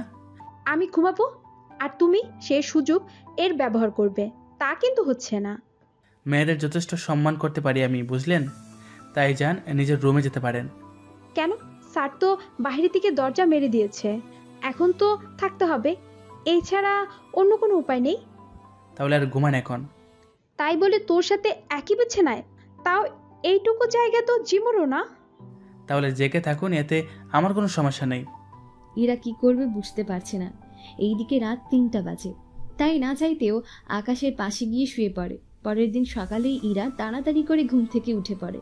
চোখ মেলে তাকিয়ে দেখে আকাশকে জড়িয়ে ধরে ঘুমিয়ে আছে, কিন্তু আকাশ ঘুমোচ্ছে এখনো। তাই ওখান থেকে উঠে গিয়ে দরজা টোকা দিয়ে দেখে দরজা খোলা, কেননা স্যার ভোরেই দরজা খুলে দিয়ে গিয়েছিল। তাই ইরা ওর রুমে চলে যায়। এইদিকে সব শিক্ষার্থীরা 8টার মধ্যে চলে আসে নাস্তা করার জন্য। ওরা নাস্তা করে বেরিয়ে পড়ে। এভাবে ওরা মোটামুটি অনেক জায়গায় ভ্রমণ করে। এভাবে ওরা ওই জায়গাটা ভ্রমণ শেষ করার পর আমরা কালকে এখান থেকে বের হয়ে রওনা দিব, তাই তোমরা নিজেদের সবকিছু গুছিয়ে নাও। এই আকাশ, আকাশ, এই আকাশ, কি হয়েছে? তুমি না বললে খারাপ কিছু হতে চলেছে, কিন্তু এখানে তো তেমন কিছু দেখতে পাচ্ছি না। আমি তো বুঝতে পারছি না, মনে হয় আর হবে না। না হলেই ভালো। ওরা ওই দিন বিকালে নিজেদের সবকিছু গুছিয়ে নেয়। গাড়ি যখন বান্দরবানের চেকপোস্ট ক্রস করার 5 মিনিট পরেই কিছু লোক বাসের সামনে এসে দাঁড়ায়। ওরা এরপর এক এক করে বাসের ভেতর আসতে থাকে। তার সাথে ওখানে থাকা কিছু শিক্ষার্থী আর স্যার আর ড্রাইভারের মাথায় বন্দুক ধরে রাখে। ওই তোরা কেউ চেঁচাবি না, যদি চেঁচিয়েছিস তাহলে তোদের কাউকে বাঁচিয়ে রাখবো না। আমরা কি ক্ষতি করেছি? আমাদের ছেড়ে দিন প্লিজ। চুপ কর, আমরা যেদিকে বলবো এখন বাসটা সেদিকে যাবে। তার আগে তোরা নিজেদের মোবাইলগুলো আমাদের লোকের কাছে দিয়ে দে। সবাই ভয় এক এক করে মোবাইল দিতে থাকে। এইদিকে আকাশ ওর একটা মোবাইল দেয়, আরেকটা লুকিয়ে রাখে। নদী তখন বলে, তাহলে ওই বিপদটা এটা হওয়ার কথা ছিল। এখন তো তাই মনে হচ্ছে। এখন আমাদেরকে কে বাঁচাবে? চিন্তা করো না, ওরা আমাদের নিয়ে বেশি একটা সুবিধা করতে পারবে না। না পারলেই ভালো, কিন্তু জানি না কি কি করে আমাদের সাথে। ওই লোকগুলো গাড়ি ওইভাবেই ঘুরোতে থাকে। ঘুরিয়ে কোন রাস্তা দিয়ে গিয়ে কোন রাস্তায় এনেছে যে ড্রাইভার নিজেও বুঝতে পারছে না। কিছুক্ষণের মধ্যে ওর একটা জঙ্গলের ভেতর চলে আসে। ওখানে এক এক করে সবাইকে নামানো হয় আর একটা রুমের ভেতর গিয়ে রাখা হয়। ওরা তো ভয়েই আছে। এইদিকে আকাশ ওর জুতোর ভেতর থেকে একটা ছোট্ট মোবাইল বের করে নেয়। ওটা দিয়ে কি যেন লিখে আবার ওখানেই রেখে দেয়। একটু পর, তোমাদের এখানে যে কারণে এনেছি তার কারণ হচ্ছে আমাদের বস ডনকে গ্রেপ্তার করা হয়েছে। তাই যতদিন না পর্যন্ত ওনাকে না ছেড়ে দেওয়া হবে ততদিন পর্যন্ত তোমাদের সবাইকে এখানে বন্দি করে রাখা হবে। তাই কেউ ভুলেও এখান থেকে পালানোর জন্য চেষ্টা করবে না। যদি কেউ পালাতে গিয়ে ধরা খাও তাহলে ওখানেই মারা পড়বে, কেননা চারিদিকে আমাদের লোকজন ছড়িয়ে আছে। তাই তোমরা যাই করো না কেন, এতে কোনোই লাভ হবে না। এইদিকে আকাশ ভাবতে থাকে ওই ডনের কথা, যার গাড়ি ঠিক করে দিয়েছিল। কিন্তু এটা মাথায় ঢুকছে না, ওর মতো একজন সাধারণ লোককে বাঁচাতে এরা অন্যদের কিডন্যাপ করে নিয়ে আসবে, তা বুঝতে পারছে না। এইদিকে আকাশের মেসেজ পেয়ে আর্মি অফিসার বলে, যে ভয়টা পেয়েছিলাম এখন দেখি তাই হলো। কি হয়েছে স্যার? ডনকে বাঁচাতে কিছু লোক একটা ভার্সিটি থেকে আসার বাস কিডন্যাপ করেছে, আর ওই বাসে আকাশও আসে। আকাশ কি স্যার? যে ছেলেটি আমার সাথে তখন বিরিয়ানি খেয়েছিল ওই ছেলেটি। স্যার আপনার তো তাহলে ওনার জন্য বড় চিন্তা হচ্ছে। ওর জন্য না, ওকে যারা কিডন্যাপ করেছে তাদের জন্য চিন্তা হচ্ছে। ওনার জন্য চিন্তা না করে যারা কিডন্যাপ করেছে ওদের জন্য কেন চিন্তা হচ্ছে? কারণ ও যে ওদের কাউকে বাঁচিয়ে রাখবে না, ও একাই ওদের সবাইকে মেরে ফেলতে পারবে। এতটা সাংঘাতিক আর বুদ্ধিমানও। স্যার আপনি কি ওনাকে চিনেন? চিনি মানে ওকে বড় বড় অফিসাররা চিনবে না তা কখনো হতেও পারে না। কি বলেন? বড় বড় অফিসার চিনে অথচ আমরা চিনি না, তা কি করে হয়? তাই এখন তোমাদের জানতে হবে না। তোমরা এখন একটা কাজ করো, তাড়াতাড়ি কিছু লোক নিয়ে এই ঠিকানায় চলে যাও। আর ওকে তো চিনবে, তাই ওকে সব দিক দিয়ে সাহায্য করবে। ঠিক আছে স্যার, তাই হবে। ওরা কিছু লোক বেরিয়ে পড়ে। এইদিকে রুমে থাকা সবাই কান্না করছে, কেননা ওদের জীবনের শেষ অধ্যায় মনে হচ্ছে এখানেই শেষ হয়ে যাবে। কিন্তু সবাইকে চমকে দিয়ে ওখানে থাকা একটা দেয়াল আকাশ কৌশলে ভেঙে ফেললো, কেননা আকাশের কাছে ছোটখাটো সব রকমের কেমিক্যাল ছিল যা দিয়ে খুব সহজে অনেক কিছু করতে পারে। একটু পরে ওখান থেকে বের হয়ে যায় তারা, কিন্তু বাকিরা চুপ করে আছে। কেননা ওদের আগেই বলে দিয়েছে যেন কেউ কোনো রকমে বাইরে না আসে, আর ভেতরে এসে যেন কেউ বুঝতে না পারে এখানে কিছু একটা হয়েছে, এরকম কিছু বুঝতে যেন না পারে। এভাবে বের হয়ে আকাশ মোটামুটি 4-5 জনের মতো লোককে মেরে ফেলে, ওদের লাশ পাতা দিয়ে ঢেকে রাখে। এইদিকে আকাশ তো ওর কাজে ব্যস্ত, অন্যদিকে লোকগুলো ব্যাস হাইজ্যাক করার ঘটনা ভিডিও করে পুলিশের কাছে পাঠিয়ে দেয়, যেন ওরা ডনকে ছেড়ে দেয়, নয়তো ওদের কাউকে বাঁচিয়ে রাখবে না। পুলিশও কি করবে বুঝতে পারছে না, তাই ওরা ওখানকার আর্মির সাথে যোগাযোগ করে। দেখুন, আপনারা কোনো চিন্তা করবেন না, আমরা আগে থেকেই সবটা জানি। তাছাড়া আমাদের ফোর্স অনেক আগেই রওনা দিয়ে দিয়েছে, এতক্ষণে হয়তো ওরা ওই জায়গাটা কভার দিয়ে ফেলেছে। কি বলেন কি করো? আমাদের কাছে ভিডিও এসেছে 5 মিনিট হলো, আর আপনারা বলতেছেন আগে থেকে সব কারবার করা শেষ। আপনারা পুলিশ আর আমরা আর্মি। এটা অবশ্য ঠিক বলছেন, আমাদের থেকে আপনারা সব দিক থেকে একটু বেশি জানেন। এখন তাহলে আপনারা অপেক্ষা করুন, আমাদের ফোর্স কাজ শেষ করতে পারলে আপনাদের জানাবো, যদি না পারে তাহলে ডনকে ছেড়ে দেওয়া ছাড়া আর কোনো উপায়ও থাকবে না। ঠিক আছে স্যার, আমরা তাহলে আপনাদের অর্ডারের অপেক্ষা করতেছি। এইদিকে আর্মির লোকেরা তো আসতে থাকে, অন্যদিকে আকাশ তো এখনো বাইরে, তাই সামনে যাকেই পাচ্ছে তাকেই মেরে ফেলছে। বাইরে গুলির আওয়াজ শুনে ওরা সবাই তো চমকে ওঠে, তাই ওরা যতটা ভয় পাচ্ছে ততটা ভয় ডনের লোকেরাও পাচ্ছে। কিছুক্ষণের মধ্যে ডনের লোকদের মারা শেষ হয়ে যায়, তাই মোবাইল বের করে একটা মেসেজ পাঠায়, মিশন কমপ্লিট। আকাশ, তোমার কাছ থেকে এটাই আশা করেছিলাম আমি। যাক, তাহলে এবার তুমি বাসায় ফিরে যাও। আর কবে ফিরে আসবে আবার? 1 মাস অপেক্ষা করুন। ঠিক আছে, অপেক্ষা করব। আমার পায়ে নিচে ল্যান্ডমাইন। কি বলছো কি আকাশ? এখন কি করবে তুমি? বেশি কিছু করতে হবে না, আপনি 2 জন সৈনিককে এইগুলো নিয়ে আসতে বলেন, বাকিটা আমি দেখে নেব। ঠিক আছে, আমি ওদের তাড়াতাড়ি এইগুলো নিয়ে যাওয়ার জন্য বলতেছি। এইদিকে 2 জন কিছু যন্ত্রপাতি পাঠিয়ে দেয়, ওরা আকাশের কাছে আসতে থাকে। এইদিকে ইরা, নদী, তার উপর বাকি সবাই তাকিয়ে আছে, কেউ কোনো কিছু বুঝতে পারছে না, কেননা আকাশ অনেকক্ষণ ধরে আসছে না দেখে ওরা বাইরে বের হয়ে দেখে আকাশ দাঁড়িয়ে আছে আর অনেক লোক মারা পড়ে আছে। কি ব্যাপার আকাশ, তুমি এখানে এইভাবে দাঁড়িয়ে আছো কেন? আমি তো এমনিতে দাঁড়িয়ে আছি, তা তোমরা এখানে কেন আসতে গেলে? আরে, তোমাকে অনেকক্ষণ ধরে দেখতে পাচ্ছি না, তার উপর এমন সিচুয়েশন, তো আমরা এরকম বসে থাকতে পারি না। আচ্ছা, যাক গিয়ে সেসব কথা, এখন তোমরা এখান থেকে সরে যাও তাড়াতাড়ি করে। কেন কেন? আমরা কেন সরে যাব? আচ্ছা, এরা মরল কি করে? তা ওদের জিজ্ঞেস করে দেখো। পাগল নাকি? মরা মানুষ আবার কথা বলে? তাহলে এখন আপাতত চুপ করো, আমার কাছে কেউ আসবে না, আসলে বিপদ হতে পারে। কিসের বিপদ আকাশ? স্যার, আপনি ওদের নিয়ে দূরে যান, আমার পায়ের নিচে বিপদ। মানে কি এরকম? আকাশ কিছু বলতে যাবে ততক্ষণে আর্মির কিছু লোক আসে, মানে ওই 2 জন আসে অনেক যন্ত্রপাতি নিয়ে। স্যার পাঠিয়েছি আপনার জন্য, বলেছি এগুলো আপনাকে যেন দেওয়া হয়। তাহলে দাঁড়িয়ে আছেন কেন? কাজ শুরু করেন। ওরা কাজ শুরু করে, ল্যান্ডলাইনের 2 পাশে 2টা রড পুঁতে রাখে, তারপর বাকি কাজ করতে থাকে ওরা।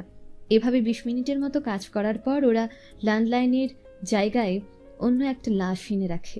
এভাবে আকাশের ওজনের বরাবর ওজন দিয়ে রাখা, তার উপর বাটনটা লক করে ওখান থেকে আকাশ তো বের হয়ে আসে।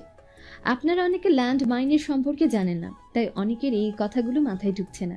যদি না ঢুকে থাকে একটু চিন্তা করেন, বুঝতে পারবেন। এরপর ওখান থেকে সবাইকে নিরাপদ দূরত্বে নিয়ে যাওয়া হয়। এখন সবাই বিপদমুক্ত। এখন একটা কাজ করো, ওখানে একটা বোমা ছুঁড়ে মারো, এতে করে ওই ল্যান্ড মাইন্ড ওখানে ফেটে অনেকটা বিপদমুক্ত হয়ে যাবে। ঠিক আছে, আপনি যা বলতেছেন তাই হবে। কিছুক্ষণের মধ্যে ওরা আকাশের কথা অনুযায়ী সবকিছু করতে থাকে। ওরা যেই বোমা মেরে ল্যান্ড মাইন ব্লাস্ট করবে, সাথে সাথে ল্যান্ড মাইন এত জোরে ব্লাস্ট হয় যে ওখানে থাকা সব কিছু কেঁপে উঠে, সাথে ওখানে থাকা বাকিরা ভয় পেয়ে যায়। তার সাথে মাটি চারদিকে ছড়িয়ে পড়ে, ওদের গায়ে এসে পড়ে সেগুলো। হায় আল্লাহ, এটা কি হলো? আমিও তো তাই দেখতেছি, এত শব্দ আর এত আগুন থাকে আগে বুঝতে পারিনি। এরই মধ্যে ওই 2 জন আর্মি চলে যায়। ওরা যাওয়ার পর পরিস্থিতি মোটামুটি ওখানে স্বাভাবিক হয়, কিন্তু ওদের মাথায় এখনো কিছু ঢুকছে না, এই সব কিছু কি করে হচ্ছে। স্যার তো তাকিয়ে আছে, সাথে বাকিরাও। ওই দিন ওরা সবাই ওখানে গাড়িতে এসে বসে পড়ে, গাড়ি চলতে থাকে। কিন্তু এই সময় ইরা একবারের জন্য আকাশের সাথে কোনো কিছু নিয়ে কথা বলেনি। ওরা সকালবেলা ভার্সিটিতে এসে পৌঁছায়। তখন যে যার মতো বাসায় চলে আসে। বাসায় এসে রেস্ট নিতে থাকে। একটু পরে একটা কুরিয়ার আসে। কুরিয়ারে কি আছে তা আপনাদের পরে বলবো। এখন আপাতত আপনারা একটু পরে কি হতে যাচ্ছে তা নিয়ে চিন্তা করেন, কারণ একটু পরেই বুঝতে পারবেন। এইদিকে আকাশ ঘুমোচ্ছে। বিকেলে গ্যারেজে যায় করিম চাচার সাথে দেখা করার জন্য। চাচা, চাচা, ও চাচা। কি হয়েছে আকাশ? চাচা, আমি যে চলে যাচ্ছি। কোথায় যাবি তুই? আমি আগে যেখানে থাকতাম সেখানে। তা আগে কোথায় থাকতি? চাচা, আগে যেখানে থাকতাম তার কথা নাই বলি, আমাকে ফিরে যেতে হবে এবার। এই কয়েকটা বছর আপনার সাথে কাজ করেছি, যদি কখনো আমার কথায় কষ্ট পেয়ে থাকেন তাহলে আমাকে মাফ করে দেবেন। আমি চলে যাচ্ছি, আবার কখনো ফিরবো কিনা তা জানি না। তুই হঠাৎ করে চলে কেন যাবি? আর যদিও যাবি ভালো কথা, অন্য কোনো গ্যারেজে কি চাকরি পেয়েছিস? না চাচা, আমি এই কাজ আর করবো না। আগে যা করতাম এখন তাই করব। আচ্ছা চাচা, আমাকে মাফ করে দেবেন, চলি আমি। আকাশ তো চলে যায়, কেননা আকাশের যে কাজ ছিল তা করা শেষ। পরের দিন আকাশ ওর সবকিছু নিয়ে ভার্সিটিতে আসে। সবকিছু বলতে একটা ব্যাগ নিয়ে ওর ভেতর কোনো বই খাতা নেই, শুধু আছে শার্ট, গেঞ্জি, প্যান্ট, এগুলো দিয়ে ভরা। একটু পরে নদী ও ইরা আসে। এ কি আকাশ, এইগুলো নিয়ে কোথায় যাচ্ছ? আর বই কোথায় তোমার? আমি চলে যাচ্ছি, হয়তো আর কখনো দেখা হবে না। চলে যাচ্ছ মানে কোথায় যাচ্ছ তুমি? এমন জায়গায় যাচ্ছি যেখানে গেলে আমাদের আর দেখা তো দূরের কথা, এই জায়গায় কখনো দেখা হবে না। আমি না তোমার কথার কোনো কিছু বুঝতে পারছি না। আচ্ছা থাক, আর বুঝতে হবে না। এখন তাহলে আমি আসি। আর এরা তোমার সাথে অন্যায় করে থাকলে মাফ করে দিবে। তোকে কি আর মাফ করবো বল? আচ্ছা যা, মাফ করে দিলাম, আর কখনো আমার সামনে আসবি না। একটু পরে ভার্সিটিতে 2-3টা গাড়ি আর্মির লোক আসে। ওরা এসে আকাশের পাশে এসে দাঁড়ায় আর ফুলের মালা গলায় পরিয়ে দেয় আর স্যালুট দিতে থাকে। তা দেখে ভার্সিটিতে থাকা সবাই অবাক হয়, কেননা যারা এতদিন আকাশকে গরিব আর খ্যাত বলে চিনত, আজকে সে আকাশকে আর্মির লোকেরা ফুল দিয়ে বরণ করছে, তা দেখে কেই না অবাক হবে। চলুন স্যার, আমরা আপনাকে আপনার যোগ্য স্থানে নিয়ে যেতে এসেছি। একটু অপেক্ষা করো, আমি আসতেছি। ঠিক আছে স্যার। ওখান থেকে আকাশ স্যারের কাছে আসে। ওনার থেকে বিদায় নেওয়ার পর নদীর কাছে আসে। নদী তো অবাক হয়ে তাকিয়ে আছে, কোনো কিছু নদীর মাথায় ঢুকছে না ঠিকভাবে। এইদিকে ইরা তো কোনো কিছু বলছে না, শুধু দাঁড়িয়ে আছে আর নদী ও আকাশের কাহিনী দেখছে। এইদিকে ভার্সিটিতে তখন কয়েকটা ছেলে আসে। ওদের হাতে লাঠি ছিল, দেখে মনে হচ্ছে কাউকে মারার জন্য প্রস্তুতি নিয়ে আসে ওদের আশা। ওরা এসে আকাশের কলার ধরে। কি ভেবেছিস তুই এভাবে ভার্সিটি থেকে চলে গিয়ে বেঁচে যাবি? তার কখনো হবে না। আজকে তোকে এত মার মারবো যে সারা জীবন মনে রাখবি। তার আগে এটা বলুন, আপনাদেরকে কে পাঠিয়েছে? কি সিনিয়রদের সাথে উঁচু গলায় কথা বলিস? তোকে তো আজকে। এইভাবে ওরা যখন মারতে আসে আকাশ ওদের মারতে থাকে। এইদিকে আকাশ আসছে না দেখে আর্মির লোকগুলো একটু ভেতরে ঢুকে। ওরা ওখানে গিয়ে এরকম পরিস্থিতি দেখে বাকিদের মারতে থাকে। ওরাও মারতে আসে, কিন্তু আর্মির লোক দেখে ওরা দাঁড়িয়ে যায়। আবার অনেকে পালিয়ে যেতে চাইলে বন্দুকের ভয়ে পালাতে চায় না। আর স্যার, স্যার আমাদের মাফ করে দিন, আর করব না মারামারি। তোদের এত বড় সাহস, তোরা স্যারকে মেরেছিস। আজকে তোদের সব কয়টাকে আমরা নিয়ে যাব আর ভালো করে পানিশমেন্ট দেব। প্লিজ স্যার, আমাদের জেলে দিবেন না, এইবারের মতো ছেড়ে দিন আমাদের। ওদের ছেড়ে দাও, তবে তার জন্য ওদের সামনে একটু শাস্তি দাও। কি শাস্তি দেবো স্যার? ওরা যে লাঠিগুলো এনেছে ওই লাঠি দিয়ে ওদের সবাইকে 10 বাড়ি করে দেবে।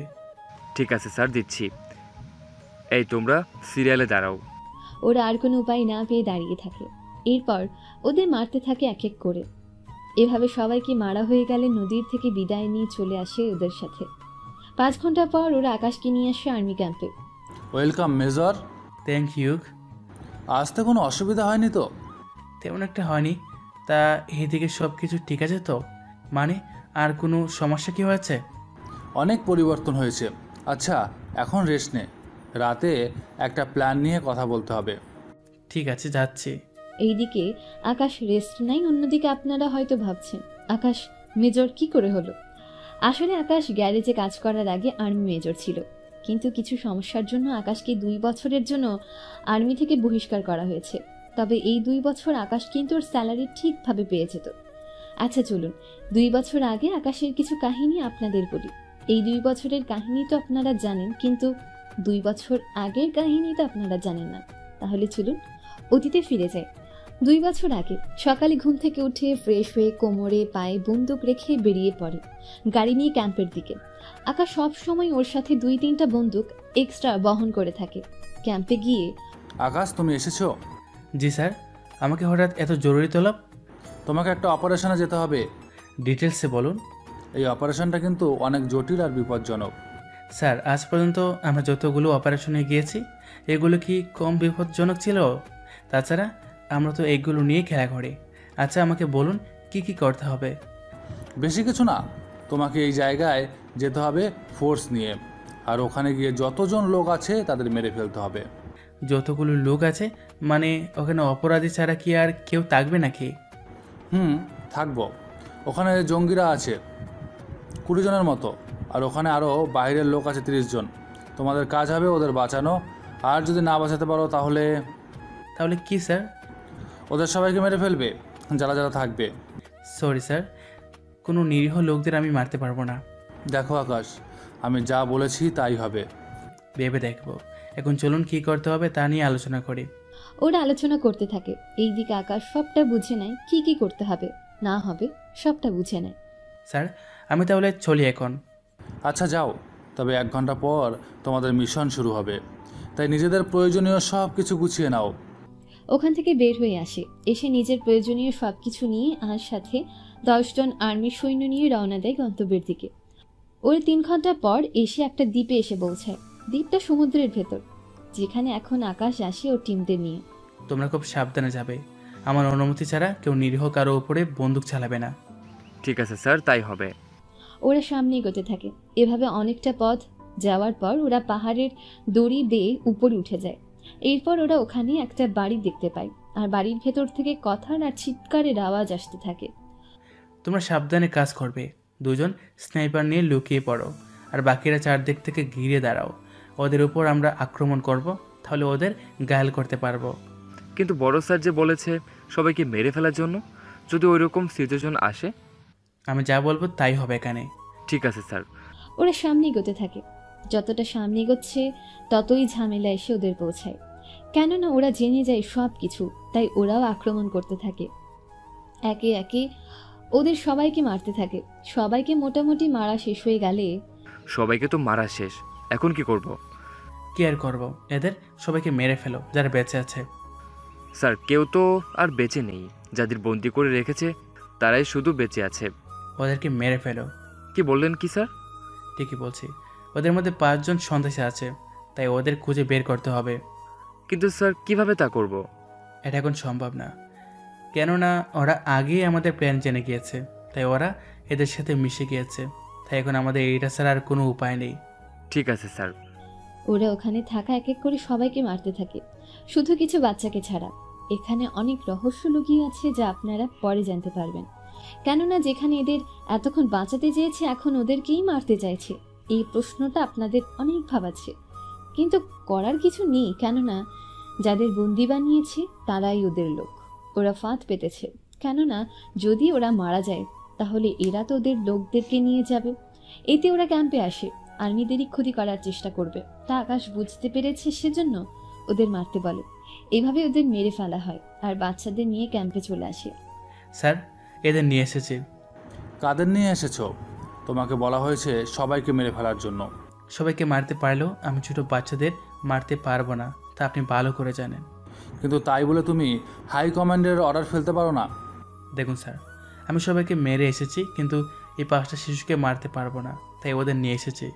আকাশ, এখনও সময় আছে, ওদের মেরে ফেলো, নয়তো আকাশ তোমাকে চাকরি হারাতে হবে। আপনি যাই করুন না কেন, আমি ওদের কোনো কিছুতেই মারতে দিব না। সৈন্য যাও, ওই বাচ্চাদের মেরে ফেলো। তোমাদের মধ্যে কারো যদি সাহস থাকে তাহলে যাও, ওদের মারো। তবে একটা কথা মনে রাখবে, যদি ওদের কিছু হয় আমি পুরো ক্যাম্পই উড়িয়ে দেব। আকাশ, তুমি অর্ডার ভঙ্গ করেছো। তার উপরে তোমাকে 2টা পথ থেকে যে কোনো একটা বেছে নিতে হবে। 1, হয় তুমি ওদের মারবে, 2, নয়তো 2 বছরের জন্য বরখাস্ত হবে। দরকার হলে 2 বছরের জন্য বরখাস্ত হব, তবু ওদের মারতে দিব না, আর মারবো না। এরপর ওদের নিয়ে চলে আসে আর্মি ক্যাম্প থেকে। অতীত শেষ। তাহলে বুঝতে তো পারছেন আপনারা কেন আকাশ 2 বছর আগে চাকরি থেকে বরখাস্ত হয়েছে। তো এবার চলুন বর্তমানে কি হচ্ছে। ঘুম থেকে উঠে আকাশ বেরিয়ে আসে মিটিং রুমে। ওখানে ওদের প্ল্যান নিয়ে আলোচনা করা হয়। সবাই সবটা বুঝে নেয়। আকাশ, তাহলে একটা কাজ করো, তুমি আগে তোমার ভার্সিটিতে যাও। ওখানে কেন? ওখানে নাকি তোমার করিম চাচার উপর কারা যেন অত্যাচার শুরু করেছে, তাই আমার মনে হয় ওখানে তোমার যাওয়াটা দরকার। আমি তাহলে এখনই যাচ্ছি। সৈন্য হেলিকপ্টার রেডি করতে বলো। জি স্যার, এখনই করতেছি। ড্রেস চেঞ্জ করে বেরিয়ে পড়ে। কয়েক ঘন্টার পর আকাশ ওর ভার্সিটির কাছে এসে পৌঁছায়। ওখানে করিম চাচার কাছে গিয়ে দেখে ওনার কপালে ব্যান্ডেজ করা, তাই জিজ্ঞেস করে, কারা করলে এমনটা? ওই যে তোর সাথে একটা ছেলে প্রায় ঝগড়া করে, ওই ছেলেটা। কি করেছে ছেলেটা তোমার সাথে চাচা, বলো। এরপর চাচা সবটা বলতে থাকে। সবটা শোনার পর ভার্সিটিতে যায়। ওখানে যাওয়ার পর ওই ছেলেটাকে দেখতে পায়, তাই ওর কাছে গিয়ে কোনো কিছু জিজ্ঞেস না করে ওখানে থাকা কিছু লাঠি নিয়ে ওদের মারতে শুরু করে। এতে তো ছেলেটা বুঝতে পারছে না কি করবে। কিছুক্ষণ পর, ওই তোর সাহস তো কম না, তুই আবার এখানে এসে আমাকে মারছিস। আজকে তো তোকে আমি। এইভাবে ওদের মধ্যে মারামারি হতে থাকে। কিছুক্ষণের মধ্যে ইরা ওখানে আসে আর পুলিশকে কল দেয়। ওদের মারামারির ভেতর পুলিশ চলে আসে, এসে ওদের দুজনকে ধরে ফেলে। কি তোদের বড় সাহস এখানে এসে মারামারি করছিস? আজকে চল তোদের দুজনকে থানায় নিয়ে গিয়ে এমন মার মারবো যে সারা জীবন মনে রাখবি। আপনি মনে হয় আমাকে চেনেন না, তাই এই কথাটা বলতেছেন। তাই আমাকে কিছু বলার আগে আগে আমার সম্পর্কে জেনে আসবেন। পুলিশ অফিসার ছেলেটাকে ছেড়ে দেয় এবং আকাশকে যেই নিয়ে যেতে চাইবে আকাশ ওই পুলিশ অফিসারকেও মারতে শুরু করে। ওদের মেরে ওখান থেকে চলে আসে। এইদিকে ডন জেল থেকে পালিয়ে গেছে। জেল থেকে বের হয়ে ডন আকাশের কাছে আসে প্রতিশোধ নেওয়ার জন্য। ডনকে দেখার পর, এ কি, তুই এখানে কি করে? কেন আমি এখানে আসতে পারি কিনা তা কি তুই জানিস না? তাছাড়া তোকে বাঁচাবে কে বল? কেন, তুই কি আমাকে মেরে ফেলতে পারবি নাকি? মারবো তো। ডন মারার জন্য আসে। আকাশও বন্দুক বের করে গুলি করতে থাকে, কিন্তু ডনের কিছু লোক এসে সামনে দাঁড়িয়ে যায়। সেজন্য ওদের শরীরে লাগার জন্য আর ডনের কিছু হয় না। এইদিকে ডনের লোকগুলো একে একে গুলি করতে থাকে। এতে কয়েকটা গুলি এসে আকাশের শরীরে লাগে আর আকাশ গুলি খেয়ে রাস্তার পাশে এসে পড়ে। তখন পাশ দিয়ে পুলিশ যাচ্ছিল, যার জন্য ডনের লোকেরা পালিয়ে যায়। কিছুক্ষণ পর ওই রাস্তা দিয়ে ইরা যাচ্ছিল, তখন সামনে কাউকে দেখতে পেয়ে গাড়ি থামিয়ে নিচে নেমে আকাশকে দেখতে পায়। এ কি, ওর এই অবস্থা হলো কি করে? যাই, ওকে হসপিটালে নিয়ে যাই। যতই ছেলেটাকে আমি দেখতে পারি না কেন, ওর জীবন বাঁচানো আমার কর্তব্যের মধ্যে। আকাশকে নিচ থেকে আষ্টে পৃষ্ঠে জড়িয়ে ধরে কোনোভাবে গাড়িতে উঠিয়ে হসপিটালে নিয়ে আসে। ডক্টর ডক্টর বলে চেঁচাতে থাকে। ডক্টর এই অবস্থা থেকে ভেতরে নিয়ে যায়। এইদিকে ইরা বাইরে অপেক্ষা করতে থাকে। কিছুক্ষণ পর ডাক্তার জানায় আকাশের শরীরে অনেক রক্ত বের হয়ে গেছে, তাই ওকে রক্ত দিতে হবে। রক্তের গ্রুপ ইরার রক্তের সাথে মিলে যায়, তাই ইরা রক্ত দিতে রাজি হয়ে যায়। রক্ত নেওয়ার পর আকাশকে রক্ত দেওয়া হয়। পরের দিন যখন জ্ঞান ফিরে, তখন চারপাশে তাকিয়ে তেমন কাউকে দেখতে পায়নি। শুধু একজন লোক ছিল ওখানে, তাই ওনাকে জিজ্ঞেস করে, ডক্টর কোথায়, আর আমাকে এখানে কে নিয়ে এসেছিল? ডক্টর তো অন্য রোগী দেখতে ব্যস্ত, তাছাড়া আপনাকে একটা মেয়ে নিয়ে এসেছিল। মেয়েটার নাম, ঠিকানা বা কোনো নাম্বার কি দিয়ে গিয়েছিল? ওই সব কিছুতে দেয়নি, তবে এই মেয়েটা যখন আপনাকে রক্ত দিচ্ছিল তখন এই মেয়েটার কার্ড আমার কাছে ছিল। এরপর মেয়েটা কার্ড নিতে ভুলে যায়। কই দেখি সে কার্ড। লোকটা কার্ড দেখায়। কার্ড দেখে আকাশ তো চমকে ওঠে। কি, ইরা আমার জন্য এত কিছু করেছে, কিন্তু কেন? ও তো আমাকে দেখতে পারে না, সেখানে আমাকে রক্ত পর্যন্ত দিয়েছে। কিছু কি লাগবে? আচ্ছা চাচা, আপনি কি শিওর এটা ওই মেয়ে ছিল? হ্যাঁ বাবা, আমি শিওর ওটা ওই মেয়ে। আচ্ছা চাচা, আপনি তাহলে যান এখন। 2 দিন পর আকাশ হসপিটাল থেকে চলে আসে ভার্সিটিতে। ওখানে এসে ইরাকে দেখতে পায়, তাই ওর কাছে গিয়ে বলে, ধন্যবাদ। ধন্যবাদ কেন? এই যে আমাকে বাঁচানোর জন্য। আমি কর্তব্য থেকে করেছি। একদিন তুমি আমাকে বাঁচিয়েছো, তাই আমি তোমাকে বাঁচালাম। আমি আবার কখন তোমাকে বাঁচালাম? না জানলেও চলবে। এখন আমাকে একটা কথা বলো তো। কি কথা? তুমি কি আমাকে ভয় পাও? একটু তো পাই। এখন থেকে আর পেতে হবে না। কেন কেন? কারণ তোমার জীবনে আমি ছিলাম এতদিন বিরক্তকর হয়ে। আজকে থেকে আমি তোমার পাশে থাকবো, লাইফ পার্টনার হয়ে। মানে আমি কিছু বুঝতে পারছি না। মানে হলো এখন থেকে আমাকে ভালোবাসতে হবে। আর যদি না বাসি? তাহলে আমি শেষ করে দেব। কাকে? কাকে আবার? আমাকে। কিন্তু কেন? তোমাকে যে ভালোবেসে ফেলেছি আমি। বুঝলাম না, গতকাল পর্যন্ত আমাকে দেখতে পেতে না, অথচ আমাকে রক্ত দেওয়ার পর দেখি তোমার সব কথা বদলে গেছে। তার কারণ হচ্ছে তোমার শরীরে থাকা একটা চিহ্ন, যার জন্য তোমার কাছে আসা। আমার শরীরে আবার কিসের চিহ্ন? আছে একটা চিহ্ন, ওই চিহ্নটার জন্যই তোমাকে ভালোবাসবো আমি। এটা আবার নতুন করে কোনো চাল না তো? বিশ্বাস না হলে চলো এখনই বিয়ে করে প্রমাণ দিব। ভালো তো, বিয়েতে কাবিননামা অনেক বেশি, দেখা যাবে বিয়ের পরের দিন ডিভোর্স দিয়ে কাবিনের টাকার জন্য আমার জীবনটা শেষ করে দেবে। আচ্ছা, বিয়ে করব আমার মতে, আর কাবিন হবে তোমার মতে। এবার তো রাজি? আচ্ছা রাজি, চলো তাহলে। আকাশের কথায় ইরা ওকে নিয়ে কাজী অফিসে আসে। এবার আকাশের কাছে সব যেন স্বপ্নের মতো লাগছে, কেননা আকাশ ভেবেছিল হয়তো এইসব বললে ইরা ভয়ে ওর আসল রূপে ফিরে আসবে, কিন্তু এখন তো কোনো কিছু দেখছে না। এইদিকে বিয়েতে 10,000 টাকা কাবিন করে ইরাও রাজি হয়ে যায়। বাকি সব কিছু লেখা হলে আকাশ সাইন করে দেয়। এবার ইরা সাইন করলে ওরা স্বামী স্ত্রী হয়ে যাবে আইনতভাবে। এই নিন সাইন করুন। আকাশকে অবাক করে দিয়ে ইরা সাইন করে দিল, তারপর জড়িয়ে ধরে। I love you. আকাশ তো চুপ করে আছে, মনে হচ্ছে যেন কোনো স্বপ্ন দেখছে। এখনো কি বিশ্বাস হচ্ছে না? আমার কথার উত্তর তো দিবে। I love you too. জড়িয়ে ধরে চুমু দেয় আকাশকে। ওখান থেকে আকাশকে নিয়ে ইরা ওদের বাড়িতে আসে। বাড়িতে এনে ইরা ওর রুমে এনে বসায়। বসো, এখানে তোমাকে অনেক কিছু দেখানোর আছে, তাহলে তুমি সবটা বুঝতে পারবে। ইরা ফ্রেশ হয়ে এসে একটা অ্যালবাম বের করে, ওখানে থাকা কিছু ছবি দেখাতে থাকে। সবটা দেখতে থাকে আর চোখের থেকে পানি ফেলতে থাকে আকাশ, কেননা ছবিতে থাকা ছেলেটা যে আকাশ ছিল আর মেয়েটা ছিল, কিন্তু এত বছর পর আকাশকে চিনল কি করে তা নিয়ে আকাশ প্রশ্ন করে। যে রাতে তুমি আঘাত পেয়ে আমার গাড়ির সামনে এসে পড়লে, আমি গাড়ি থেকে নেমে তোমাকে দেখে উঠাতে যাই, যদিও তখনও তোমাকে দেখতে পেতাম না, কিন্তু একজন মানুষকে বিপদে সাহায্য করাটা আমি কখনো ভুলি না। এরপর তোমাকে একা গাড়িতে উঠাতে আমার অনেক কষ্ট হয়ে যায়, তার উপর রক্তও ছিল, সেজন্য আমি তোমার শার্ট খুলে ফেলে দেই, গেঞ্জি দিয়ে রক্ত স্থানে বেঁধে রাখি। তখন একটা দাগ দেখতে পাই, আর ওই কামড়ের দাগ দেখতে পাই। সেই কামড়টা আমি ছোটবেলায় দিয়েছিলাম। ওই দাগ দেখে আমি প্রথমে শিওর ছিলাম কিছুটা, কিন্তু যখন তোমাকে হসপিটালে নেওয়ার পর ডক্টর তোমার রক্তের গ্রুপ বলল, তা আমার সাথে মিলে, তাই 100% শিওর হলাম। সবটা শুনতে থাকে। সবটা শুনি ইরাকে আরো জোরে জড়িয়ে ধরে থাকে। আমি ভাবতেও পারিনি তোমাকে আবার আমি ফিরে পাবো আমার জীবনে। আমিও ভাবতে পারিনি। ওই দিনের পর থেকে আমি গরিবদের দেখতে পারতাম না, সেজন্য তোমার সাথে এতদিন খারাপ ব্যবহার করেছি।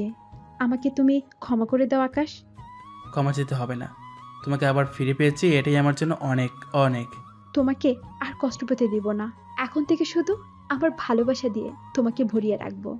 সত্যি বলছো? ভালোবাসা দিয়ে আমি তোমার সব কষ্ট দূর করে দিব।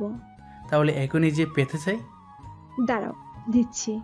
এরপর শুরু হলো ওদের জীবনের নতুন অধ্যায়। এভাবে 3 দিন কেটে যায়। এই 3 দিন ওদের প্রতিটা মুহূর্ত অনেক ভালোই কাটতে থাকে। পরের দিন সকালে। শোনো, তুমি কি এখনো ওই গ্যারেজে কাজ করো? না, কেন বলো তো? কাজ করতে হবে না, এখন তুমি বাবার সাথে অফিসে যাবা, আর ওনার ব্যবসা তুমি দেখাশোনা করবা। কিন্তু কিভাবে? তাহলে আমার চাকরির কি হবে? তুমি তো গ্যারেজে কাজ করো, তাহলে সমস্যা কি? তাছাড়া তুমি শিক্ষিত আছো, কোম্পানি সামলানোর জন্য আব্বুর সাথে 1 বছর থাকলে শিখে যাবে। আমি তা বলছি না। তাহলে? আমি গ্যারেজে কাজ করা ছাড়াও আমার আরও একটা পরিচয় আছে। কি সে পরিচয়? আমি একজন মেজর। আকাশের মুখে এমন কথা শুনে ইরা তো অবাক হয়ে তাকিয়ে আছে, কোনো কিছু বলার মতো ভাষা খুঁজে পাচ্ছে না। এই জন্য বান্দরবন ওই আর্মি চেকপোস্টে তুমি ওদের সাথে এত কথা আর খাবার খেয়েছিলে? তুমি চাকরি ছেড়ে দাও, আমি যে তোমাকে আর হারাতে চাই না। চাকরি ছাড়বো কেন? তুমি দেখো না চারিদিকে ওরা যখন কোনো মিশনে যায় তখন ওদের কি অবস্থা হয়। আমি চাই না তোমার সাথে এমন কিছু হোক। চিন্তা করো না, কিছু হবে না। তাছাড়া আমি তো আর মিশনে যাই না, যাই অন্য সব অফিসার। কেননা একজন মেজর কখনো মিশনে যায় না, যদিও যায় নিজের ইচ্ছেতে যায়। অনেক বছর পর তোমাকে পেয়েছি আমি আর হারাতে চাই না। আচ্ছা, আমি আর একটা মিশন শেষ করব, এরপর আমি চাকরি ছেড়ে দিয়ে চলে আসব তোমার কোম্পানিতে। ঠিক আছে, তাই করিও। আচ্ছা, আমি তাহলে এখন একটু বাইরে যাচ্ছি, আসতে 2-3 দিন লেট হবে। কয়েকদিন আগে বিয়ে করলে, আর তুমি এখনই চলে যেতে চাইছো? আচ্ছা, 1 সপ্তাহের জন্য যাব, এরপর পুরোপুরি তোমার কাছে চলে আসবো। সত্যি বলছো তো? সত্যি বলছি। ইরার থেকে বিদায় নিয়ে চলে আসে ক্যাম্পে। ওখানে আসার পর ওদের কথাবার্তা শুনে মনে হচ্ছে ওরা কিছু নিয়ে চিন্তিত। কি হয়েছে, সবাই এত চিন্তিত কেন? আকাশ, ডন একের পর এক হামলা করেই চলেছে। তো ডনকে খোঁজার চেষ্টা করা হয়েছে কি? কিন্তু ব্যর্থ হচ্ছে। তা অন্য সব বাহিনী কি করতেছে? সব মিলে খুঁজে কেন বের করছে না? ওরা সবাই আমাদের দিকে তাকিয়ে আছে। তাহলে স্যার একটা কাজ করুন, ওদের একটা আস্তানা আছে, ওখানে যদি যাই তাহলে আমরা কিছু একটা ক্লু কিন্তু পাবো। কিন্তু ওই জায়গা তো তোমরা ধ্বংস করে দিয়েছো। চিন্তা করবেন না, ডনের ব্যাপারে খোঁজ আমি নিয়ে আসবো যে কোনোভাবেই। আপনি শুধু আমাকে 2 দিন সময় দেন, ডনকে খুঁজে বের করবো আর ওকে ওখানেই আমি মেরে ফেলবো। এখন আপনাকে যা করতে হবে। কি করতে হবে? আপনাকে শুধু একটা মিথ্যা কথা বলতে হবে। ওকে, তাই করব। অফিসারকে সবটা বুঝিয়ে দেয়। সবটা বুঝিয়ে দেওয়া শেষ হয়ে গেলে ওখান থেকে বের হয়ে ওই দ্বীপে চলে আসে। দ্বীপে এসে নিজের মতো করে সব কিছু খুঁজে দেখতে থাকে। সবটা দেখা শেষ হয়ে গেলে আকাশ চলে আসে সব কিছু নিয়ে। এসে ওনার স্যারের সাথে আলোচনা করতে থাকে। সবটা জানার পর উনিও সম্মত হয়। কিছুক্ষণ পর আকাশ, তুমি তাহলে কাজ করতে থাকো। যাদের যাদের সাথে নিয়ে যাওয়ার কথা ওদেরকে নিয়ে যাও, তবে ওই ডনকে আমি মৃত দেখতে চাই। চিন্তা করবেন না, ওই ডন আমাকে দেখলে এমনিতেই দেখবেন শকড হবে। কেন কেন? তারপরে একটা সময় বলবো, এখন তাহলে চলি। 2 থেকে 3 দিন পর আমি মিশনে যাব, তার জন্য আপনি সৈন্য তৈরি করেন, আমি বাসে যাচ্ছি। কি ব্যাপার আকাশ, তুমি বাসায় যেতে চাইতেছো? ব্যাপারটা কি বলো তো? আসলে স্যার তেমন কোনো ব্যাপার না, মিশন শেষ করে আপনাকে আমি সবটা বলবো। ঠিক আছে, জানাইও তাহলে। ওখান থেকে বের হয়ে চলে আসে। এসে নিজের মতো করে তথ্য জোগাড় করতে থাকো। একটু পরে। কি ব্যাপার, তুমি ঘুমাবে না? ঘুমাবো, তবে কিছু ভাবনা শেষ করতে পারছি না। কি নিয়ে এত ভাবনা তোমার? আমি বাড়িতে আছি আর 2 দিন এরপর একটা মিশনে যাব। ওই মিশনে শেষ করে চলে আসব। চিন্তা করো না, আমি তোমার জন্য অপেক্ষা করব। এখন চলো ঘুমাই। আমি তো অন্য কিছু ভেবেছি। যেমন কি ভেবেছো তুমি? আমি ভেবে চাই। তুমি নিজেও তো একটা বাচ্চা, তুমি বাচ্চা হয়ে আমার বাচ্চাদের সামলাবে কি করে? আমি মোটেও বাচ্চা না, তুমি আমাকে বেবি এনে দিবে কিনা তাই বলো। আচ্ছা দেব, তবে মিশন শেষ করে আছে। সত্যি দিবে তো? সত্যি বলছি দেব। এখন ঘুমাও, অনেক রাত হয়েছে। আচ্ছা দিচ্ছি। এইদিকে ওরা ওদের কাজ করতে থাকে। অন্যদিকে আকাশ পরের দিন যায় একটা লোকের কাছে।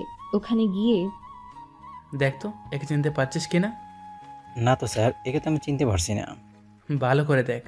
লোকটা চিনতে পেরেও না চেনার ভান করে আছে, যা আকাশ ঠিকই বুঝতে পারে, কেননা লোকটার কপাল থেকে ঘাম ঝরতে থাকে, যা লোকটা ভয়ে আর টেনশনে বুঝতেও পারছে না। আকাশ, চুপ করে আছিস কেন? ওকে চিনিস কি? না, চিনি না আমি। যখন তুই চিনিস না তখন আর তোকে বাঁচিয়ে রেখে কি করব? প্লিজ স্যার, আমাকে মারবেন না প্লিজ। যা, তোকে মারবো না। তার জন্য বল ডনকে কোথায় পাওয়া যাবে, আর ওর সাথে আর কে কে কাজ করে। বলছি স্যার, তবু আমাকে ছেড়ে দিন। ঠিক আছে স্যার বলতেছে। লোকটার থেকে আরও কিছু তথ্য পায়। তথ্য পেয়ে লোকটাকে মেরে ফেলে, কেননা যদি না মারতো তাহলে লোকটা ডনকি আর বাকি লোকদের সাবধান করে দিত। তাই ওকে মেরে ফেলা। ওকে মেরে লাশটা লুকিয়ে চলে আসে। ওখান থেকে আসার পর, হ্যালো, আপনি কি আকাশ বলতেছেন? জি আমি আকাশ। জি আমি থানা থেকে বলতেছি। আপনি কি একটু থানাতে আসতে পারবেন কি? তাই বলে এত রাতে? সকালে আসলে হয় না? এখনই আসতে হবে। অপেক্ষা করুন, আসতেছি। বের হয়ে আসতে যাবে তখন ইরা আবার জিজ্ঞেস করে। তখন ইরা কি মিথ্যে বলে চলে আসে ওখান থেকে। থানায় আসার পর আকাশকে ওরা ধরেই জেলের ভেতর ঢুকিয়ে দেয়। এতে অবাক হয়। কি ব্যাপার, আপনি তোমাকে বলেছেন কথা বলবেন, কিন্তু এখন তো আমি অন্য কিছু দেখতেছি। তো তোর কি মনে হয় তোকে আমরা এখানে জামাই আপ্যায়ন করার জন্য নিয়ে এসেছি নাকি? তোকে এনেছি কাউকে মারার জন্য। আমি কবে কখন কাকে মারলাম? একটা লোককে মেরে জঙ্গলে ফেলে দিয়ে এসেছিস গতকাল রাতে। এত তাড়াতাড়ি ভুলে গেলি কি করে? তো লোকটাকে যে আমি মেরেছি এর কি কোনো প্রমাণ আছে আপনাদের কাছে?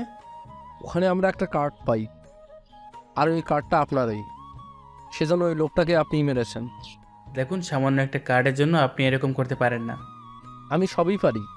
এইদিকে আকাশ যে এখানে তা কাউকে বলতেও পারছে না। অন্যদিকে ইরাও একা একা। কিছুক্ষণ পর আর্মির কিছু সৈন্য আসে ওখানে। কি ব্যাপার, আপনারা এখানে কেন? তার আগে বলো এখানে ওনাকে কেন ধরে নিয়ে এসেছেন?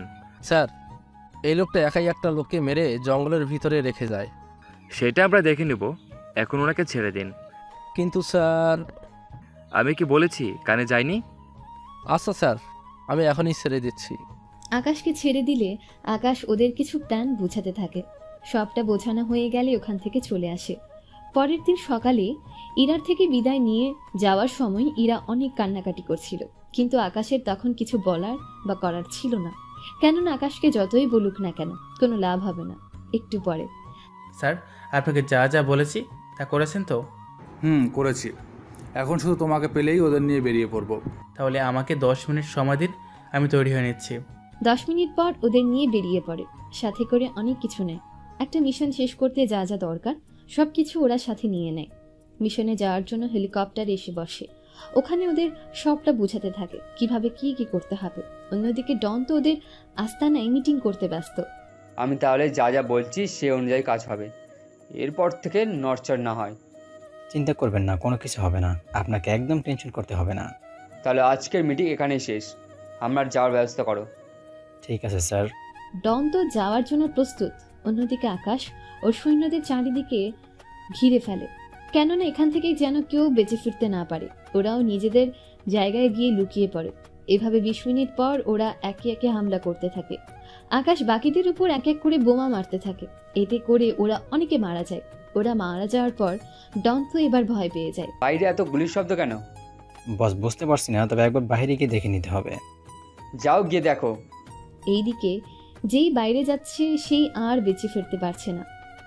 তারা সবাই মারা যাচ্ছে। আকাশ ও বাকি টিম যাদের পাচ্ছে তাদের মেরে এক এক করে ভেতরে যেতে থাকে। ওরা ঢোকার পথে যাকে পাচ্ছে তাকেই মেরে ফেলছে। ওদের সবাইকে মারা হয়ে যায়, কিন্তু এখনও ডনকে ওরা খুঁজে পেল না। কি ব্যাপার, ডন কোথায়? মনে হয় পালিয়ে গিয়েছে স্যার। পালিয়ে আর যাবে কোথায়? যেখানে যাক না কেন, ওকে তো আমি খুঁজে বের করবই। কিন্তু কিভাবে? ওই লোকটা এখানে আছে কি না তা তো আমরা জানি না। চিন্তা করো না, এখানে কিছু গুপ্ত দরজা থাকতে পারে, তাই একটু কেয়ারলিভাবে কাজ করো আর খুঁজো, দেখবে ঠিকই পাবে। ঠিক আছে। একটু পর ওরা একটা সুইচ দেখতে পায়। ওটাতে চাপ দিলেই দরজা খুলে যায়। ওখানে ডন তো আকাশকে দেখে অবাক হয়ে যায়। হে কি, তুই এখানে? তাই এখানে না থাকলে আমি আর কোথায় থাকবো? তুই তো সেই গ্যারেজের মেকানিক। ছিলাম, কিন্তু এখন আর নেই। তা থাকবে কি করে? ওই দিন তোর সাথে একটু মিষ্টি কথা বলেছিলাম, মনে করেছিস আমি তোদের দয়া দেখাবো? তা কখনো হবে না। ওদের কথা তোকে ভাবতে হবে না, ওরা উপরের দেশে চলে গিয়েছে, তাই শুধু শুধু আর গিয়েও লাভ নেই। এখন তোকে তোর কর্মের শাস্তি দেব। কথাগুলো বলছে আর এক এক করে গুলি করতে থাকে। গুলি করতে করতে ডনের পুরো বুক ঝাঁঝরা করে ফেলে। এতে করে ওখানে ডন মারা যায়। ডন মারা যাওয়ার পর আকাশ আসে ক্যাম্পে। আকাশ এসেছে ওর চাকরি থেকে হতে। সবটা শোনার পর অফিসার আশ্চর্য হয়ে যায়। আকাশ, তুমি ভেবে বলছো তো? জি স্যার, বেবি বলেছি। ঠিক আছে, যাও। তবে যদি আবার কখনো তোমাকে আমাদের দরকার হয় তাহলে কিন্তু তোমাকে আসতে হবে। ঠিক আছে, আসবো স্যার। ওদের থেকে বিদায় নিয়ে চলে আসে। 3 মাস পর ইরা মাথা ঘুরে পড়ে যায়, তাই ডক্টর নিয়ে আসে। ডক্টর চেক করে জানায় ইরা মা হতে চলেছে। তাই এই কথা শুনে ওদের দুজনের মুখেই হাসি ফুটে ওঠে। ডক্টর যাওয়ার পর, আচ্ছা, আমাদের বাচ্চা হলে ওকে বড় হয়ে কি বানাবে? আমার মতো। তোমার মতো গ্যারেজ মেকানিক যখন মেজর, এইরকম কিছু বানাবে নাকি? বানাবো।